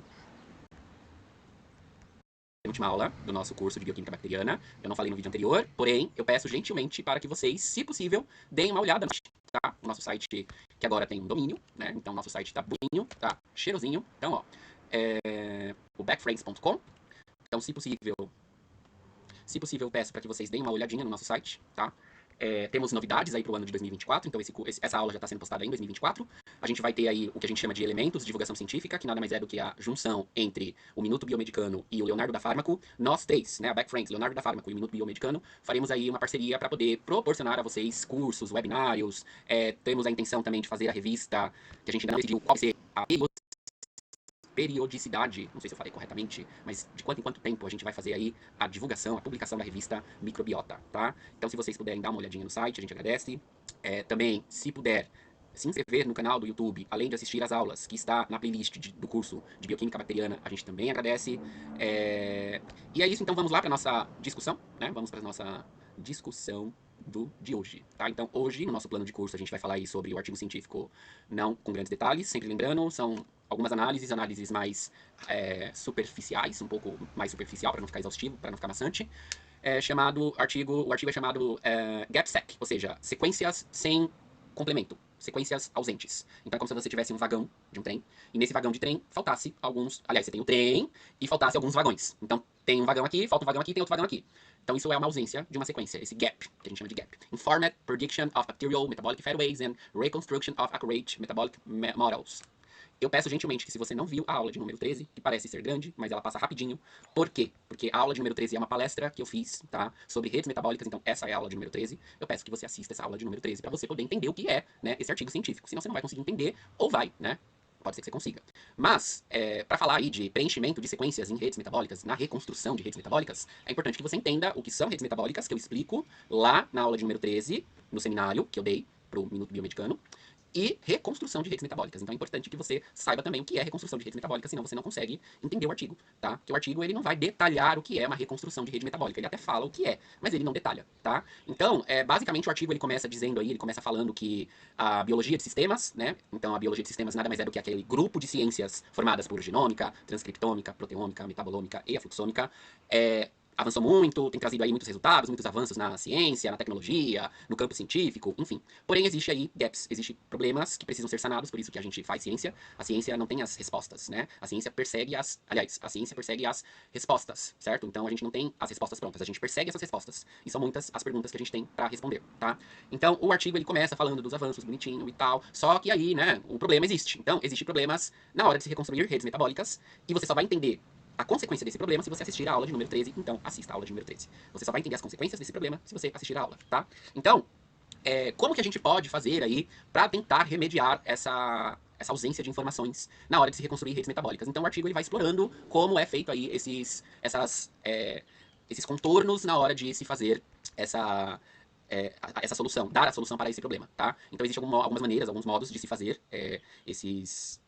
solucionar esses problemas, mas ainda existem problemas em cima disso, tá? Então, acaba que existem certas soluções para se resolver problemas, mas meio que a conclusão é que ainda assim existem problemas, tá? O artigo ele é extenso, ele demanda aí uma atenção aprofundada, dá para baixar, mas mesmo que não dê para baixar, ele tá completo aqui, ó, vocês podem ver que ele tá completo. E a gente continua trabalhando aí para melhorar cada vez mais a reconstrução das redes metabólicas, porque ainda existem muitos problemas, embora muitas soluções já tenham sido propostas, tá certo? Se você não concorda com a análise, se você discorda do que eu disse, só deixar nos recados, tá certo? Obrigado e até a próxima. Bem-vindo à nossa última aula, né, do curso de Bioquímica Bacteriana. Na verdade, ainda tem uma aula que é o resumo, tá? Resumo e revisão, tá? Então a gente vai fazer uma breve revisão de tudo que a gente viu ao longo do curso. E agora a gente vai comentar, eu preparei essas questões, eu peguei essas questões, mas eu não respondi elas ainda, a gente vai responder juntos, tá? Sobre redes metabólicas, tá? Então essa é a última aula, de fato, com conteúdo. A próxima, de fato, vai ser a última, porém, com tudo que a gente viu ao longo do curso, tá? Então eu não vou acabar focando muito em detalhes, tá certo? E aí, no último vídeo, eu vou disponibilizar o link com a prova. Aí vocês vão fazer essa prova. E aí, uma vez que vocês fizerem essa prova, eu vou corrigir. Vocês tirando mais de 6, tá? Vocês precisam tirar uma nota 6. Após vocês fizerem a prova, tirarem a nota 6, eu emito a certificação de horas complementares com 16 horas em relação ao curso de Bioquímica Bacteriana, tá? As questões serão dissertativas, bem objetivas, tá? Então, acredito que vocês vão se dar bem. Eu gostaria de lembrar de se inscreverem no nosso canal do YouTube, tá? É importante pra gente que vocês se inscrevam no nosso canal do YouTube. E também gostaria de, se possível, que vocês dessem uma olhadinha no nosso site, tá? O site ele resume bem o propósito, o que é a Backfriends, como nasceu, o que a gente faz, os serviços que a gente oferta, os produtos que a gente tem, né? Por exemplo, os livros, ó. Então, se possível, deem uma olhadinha no nosso site, a gente agradece bastante. Bem, uma pergunta sobre redes metabólicas. Então, a primeira pergunta é, papel das enzimas nas redes metabólicas. Qual é a principal função das enzimas nas redes metabólicas? Então, primeira alternativa, armazenamento de energia. Não, a gente viu ao longo das aulas nesse curso que o armazenamento de energia é feito pelo ATP, então não pode ser A. B, regulação do pH intracelular? Não, né? Essa regulação ela é feita de algumas formas, você pode ter aí o envolvimento de uma enzima ou outra, mas no geral a célula ela tende a regular o pH eliminando substâncias ou absorvendo substâncias ou degradando substâncias, enfim, que acaba envolvendo enzima, né? Mas isso não é o papel principal das enzimas, certo? Então tem que tomar cuidado, não é o papel principal. O papel principal, aceleração de reações químicas, sim. Então, imagina o seguinte, muitas reações químicas que acontecem no metabolismo, elas não aconteceriam naturalmente por conta da termodinâmica, mas elas são forçadas a acontecer por conta das enzimas. As enzimas forçam essas reações a acontecerem. Algumas reações naturalmente aconteceriam, só que poderiam levar aí muito tempo para acontecer. Então imagina o seguinte, você se alimenta, precisa fazer digestão. Para fazer digestão você tem que passar lá pelo seu intestino e tal, e o seu corpo vai liberar insulina para que seja absorvida essa glicose. Imagina, se não houvessem as enzimas, quanto tempo seria necessário para produzir insulina? A insulina é uma molécula gigantesca. Então imagina, quanto tempo levaria para os monômeros, né, que formam a cadeia da insulina, quanto tempo levaria se não fossem as enzimas, tá? Então a alternativa correta é a C. Síntese de RNA, bem, tem envolvimento aí de enzima, mas não é o papel principal, tá? O papel principal é acelerar as reações, tá? Integração 2. O que caracteriza a integração de vias metabólicas nas células? Ou seja, o que vai integrar as vias metabólicas dentro da célula? O isolamento completo das vias? Se a gente está falando de integração, aqui nem precisa saber de rede metabólica. Já começa por aí. Só precisa de interpretação. Então, se você isola, como é que você integra? Não tem como. Cooperação entre diferentes vias para otimizar a produção de ATP? Parece uma opção boa. Vamos deixar ela aí. C. Ativação exclusiva. Quando tem palavra exclusiva, a gente desconfia. De uma única via em determinadas condições. Aulas atrás a gente aprendeu a via de Enter do Hoff, a gente aprendeu a via de M. de Meyer-Parnas, a gente aprendeu a via das pentoses, ciclo de Krebs, destinos do piruvato. Então, não é uma única via, tá? Inibição irreversível de todas as vias do catabolismo. Não, né? Se você está integrando, você precisa que essas vias vá e volte. Então, por exemplo, tem vias metabólicas que ela faz o percurso contrário. E esse percurso contrário ele se dá devido à presença de enzimas. Então, por exemplo, a gliconeogênese. A gliconeogênese é uma via metabólica que a gente acabou não abordando nesse curso, mas é uma via metabólica que as reações acontecem ao inverso. Então elas não podem ser inibidas. Se elas forem inibidas, como que a célula produz poder redutor, ATP e os blocos construtores, né? Então, a alternativa B, cooperação entre diferentes vias, né, para otimizar a produção de ATP, nos parece, se você não concorda, diga aí, será mais viável, tá? E lembrando, não é só produção de ATP, é poder redutor, ATP e precursores. Questão número 3. Qual é uma função importante dos hormônios na regulação metabólica? Então aqui, qual é uma função importante dos hormônios na regulação das redes metabólicas? Então, estabilizar as membranas celulares? Vamos deixar aí, mas vamos ver as outras alternativas. Atuar como cofatores enzimáticos? Controlar a expressão gênica? Mediar a comunicação entre as células nervosas? Bem, entre as alternativas, né, a gente poderia pontuar o seguinte: os hormônios eles fazem a comunicação entre célula com célula, né, e isso também vai desencadear nas redes metabólicas. Mas, entre as opções, estabilizar as membranas celulares. Ele poderia estabilizar, por exemplo, você tem a insulina. A insulina, ela se estabiliza ali na membrana celular para poder fazer com que a glicose ela adentre a célula, tá? Mas, de forma mais coerente, a alternativa mais adequada, se você não concorda, coloque aí nos comentários, mediar a comunicação entre células nervosas, né? Então, o hormônio vai fazer essa mediação entre a comunicação de uma célula com a outra, o que não deixaria de ser, por exemplo, uma comunicação da membrana de uma célula com a membrana de outra, tá? Então, eu, por exemplo, pediria, como eu disse, eu peguei essas questões para responder junto com vocês, eu pediria a anulação, eu entraria com algum tipo de recurso se fosse de um concurso público, tá? 4. O que caracteriza as adaptações metabólicas durante o jejum? Bem, essa pergunta não tem relação com bactéria, mas eu peguei ela mesmo assim, tá? Porque envolve metabolismo. Mas vamos à resposta, certo? Opção A, aumento da síntese de glicose. Então, se você está em jejum, diminui, né? A bactéria pode ficar em jejum? Também pode. Você pode ter bactérias aí que elas limitam a absorção de nutrientes, por exemplo, entre eles carboidratos. Aumento na síntese do glicogênio. Bem, se a gente pensar aqui o jejum dura 12 horas, né? A gente tem a ativação da lipogênese. Lipogênese é a formação de lipídio. A palavra gênese vem de criação. Então, lipídio, criação de lipídio. Bem, se você está consumindo carboidrato em excesso, esse carboidrato em excesso ele vai se transformar, através de várias reações químicas, em lipídio. Mas você está em jejum, isso não acontece, né? No caso, queimaria gordura. Aumento na taxa de glicólise. Bem, se não está entrando glicose, porque você está em jejum, certo? Você está em jejum. Então, se não está entrando glicose, não tem como aumentar a via glicolítica. A via glicolítica ela não vai ser aumentada, tá? Então, a alternativa que sobra é uma bela bobagem. Aumento na síntese de glicose, a gente não sintetiza glicose. Quem sintetiza glicose são seres autótrofos. Metabolismo autótrofo. A gente não sintetiza, tá? Então só sobra a B. Aumento na síntese de glicogênio, tá? 5. Como as disfunções mitocondriais estão relacionadas à doença metabólica? Então, para isso, a gente tem que pensar no que faz a mitocôndria, tá? Essas perguntas que são retiradas, assim, de concursos públicos, de testes, na internet, eu não elaborei essas perguntas, mas é importante que a gente pegue, senão a gente tem que ser desafiado. A minha opinião é essa. Então, é muito simples eu pegar o meu conteúdo, o que eu passei, em cima disso, formular as questões. A prova que eu vou fazer vai ser isso eu vou fazer, eu que vou formular. Mas elas tendem a ter muitas pegadinhas, né? Então, por exemplo, disfunções mitocondriais, aumento na produção de ATP. Se você pensar, muito ATP é produzido ali no ciclo de Krebs. Só que a gente quer saber disfunções. Então, se são disfunções, ela não vai produzir. Então tem que tomar cuidado. Você pode ir aí e já dizer, aumento de produção de ATP, tá? Diminuição da produção de radicais livres. Bem, os radicais livres, a gente tem vários óxidos que são radicais livres, eles não diminuem, né? Eles diminuiriam se o ciclo de Krebs estivesse ativo, porque, por exemplo, lá no ciclo de Krebs é produzido CO2, oxigênio, é usado oxigênio. Então ele fica num estado oxidativo menor. Logo, ele é um radical, ele não é um radical livre e ele causa menos dano, tá? Então a B também não. C é a mais óbvia. Não tem muito segredo. Interrupção do ciclo de Krebs. É a função, né? As mitocôndrias a gente conhece. Lembrando vocês que bactérias não têm mitocôndria, tá? Existe a teoria de que as mitocôndrias são bactérias que em algum momento se juntaram a células maiores e formou o que a gente conhece como células eucarióticas. Mas muito cuidado, mitocôndria bactéria não tem mitocôndria, tá? Estímulo da síntese de proteínas. Bem, a gente tem algumas vias metabólicas que produzem proteínas em alguns pontos do ciclo de Krebs. Porém, se ele tem disfunção, se ele não está funcionando corretamente, logo, não vai ter essa produção. Logo, essa alternativa não se adequa. Logo, a alternativa mais apropriada é a alternativa C, interrupção do ciclo de Krebs. Bem, encerramos essa aula. A próxima é um resumo e uma revisão, revisão, tá? E anexado ao vídeo vai ter a prova que vocês devem fazer. E caso vocês não recebam um retorno, né? Você vai colocar seu e-mail, caso você não receba um retorno, só você entrar em contato com a gente através do nosso Instagram, do nosso TikTok, tá? Ó, @backfriends no Instagram, backfriends3 no TikTok, tem o nosso site que é o backfriends.com, tá? Então, caso você não receba algum retorno, por favor, mande mensagem para nós. Eu costumo corrigir rápido, tá? Mas assim, não vai ser na hora. Você mandou a prova, no minuto seguinte eu corrigi. Mas caso você perceba que passou um dia, 2 dias, 3, 4 e você não recebeu uma resposta, pode nos contactar, tá bom? Obrigado. Se você não concorda com as respostas, deixe nos comentários. Até mais. Hoje a gente vai fazer a revisão, essa é de fato a última aula. Eu falei que a última aula era anterior, porque a última aula era de fato anterior, porque era aula com conteúdo. Essa não tem nenhum conteúdo novo. Todo o conteúdo que a gente vai ver aqui é um conteúdo basicamente do que a gente já viu. Então eu não vou me aprofundar em todos os temas, em todos os assuntos, não vai acontecer isso, tá? É uma breve revisão. Então o curso está hospedado no nosso canal do YouTube. Eu peço, por favor, que vocês curtam o canal no YouTube, sigam o canal no YouTube. É importante pra gente que vocês sigam o nosso canal no YouTube.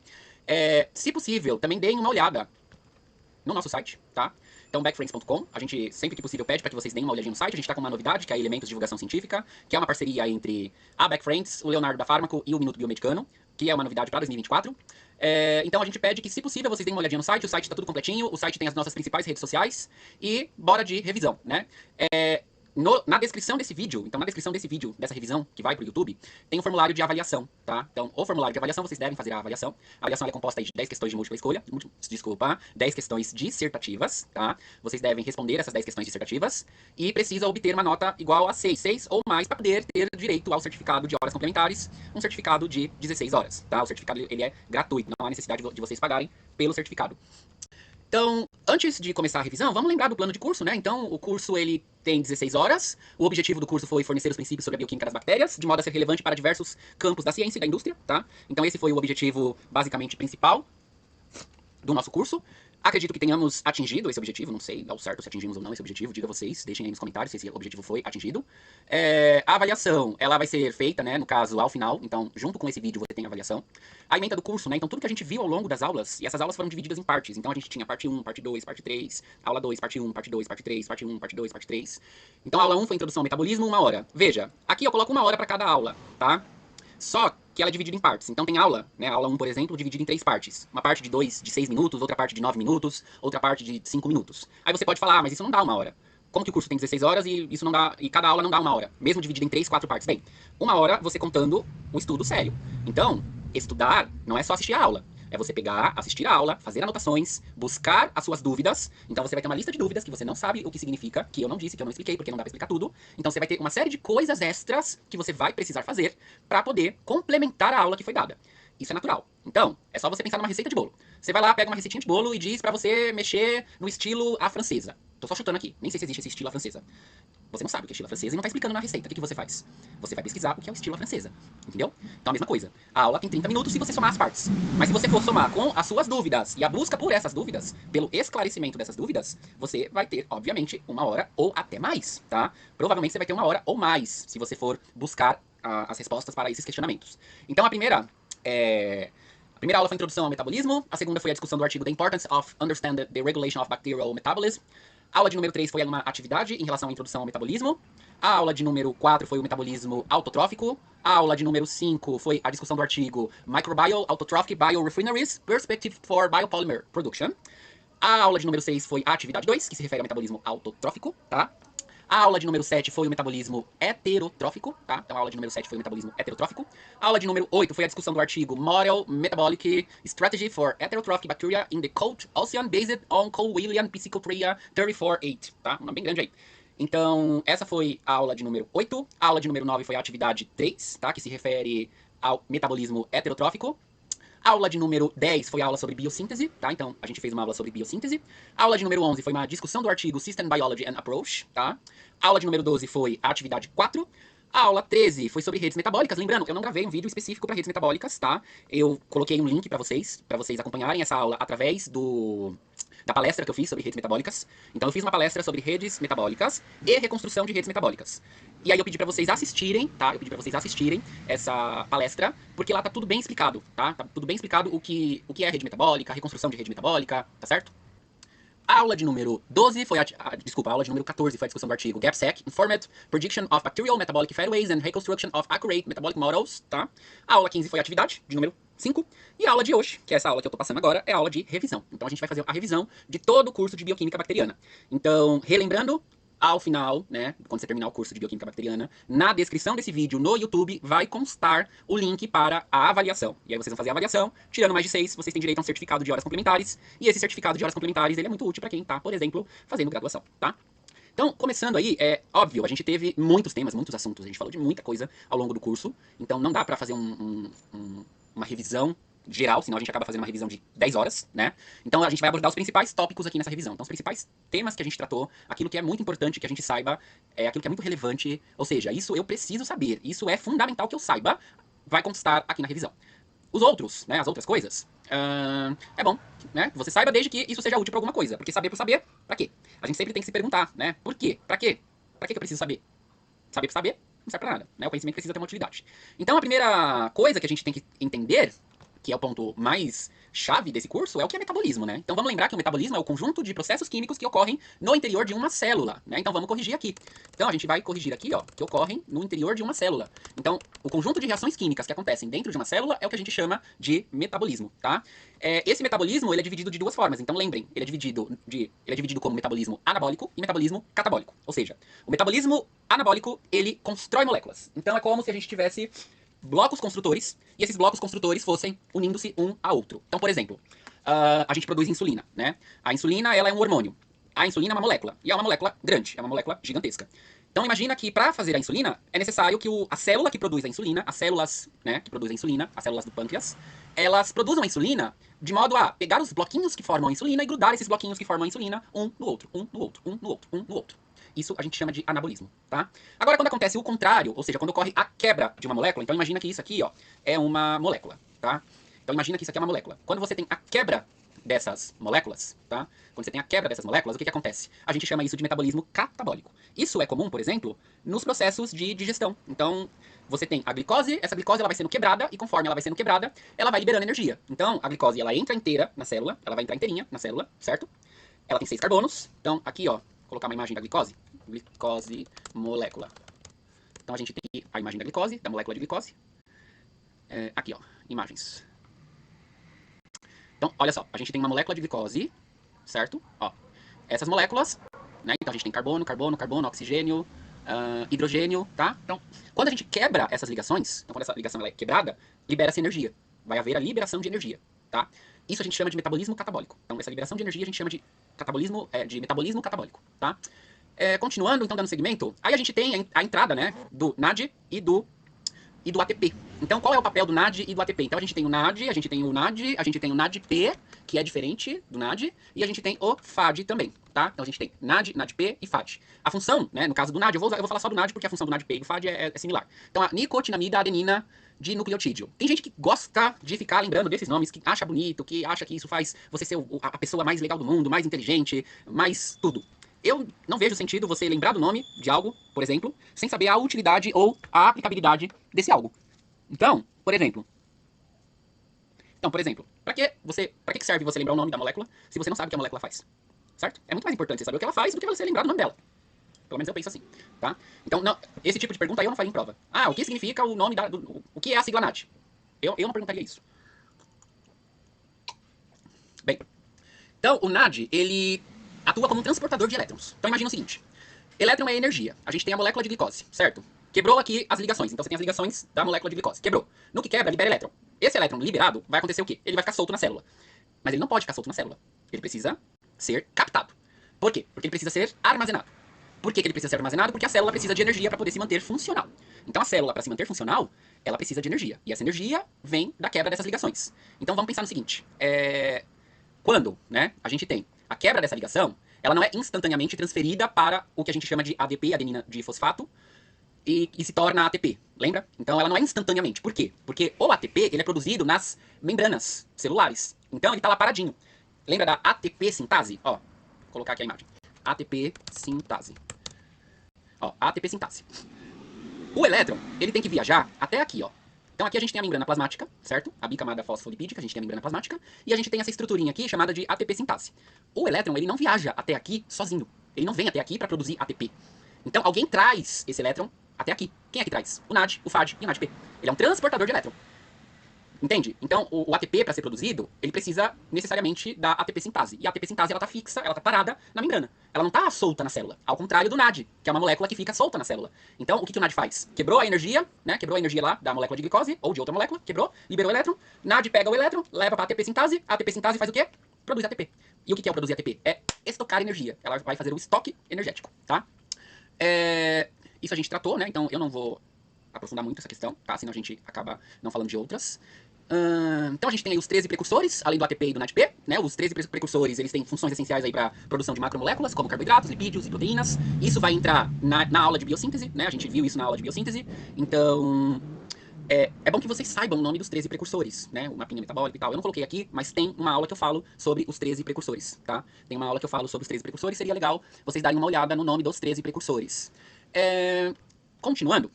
Então lembrem-se, o metabolismo para funcionar, ele precisa, né, de 13 precursores, ATP e poder redutor, que é o NAD, o NADP e o FAT, tá? Os 13 precursores, vocês sabem que eles são moléculas pequenas, que são blocos, são os bloquinhos construtores, tá? Isso é meio que o coringa para células. As células, para produzirem moléculas maiores, precisam desses precursores, que são moléculas menores, tá?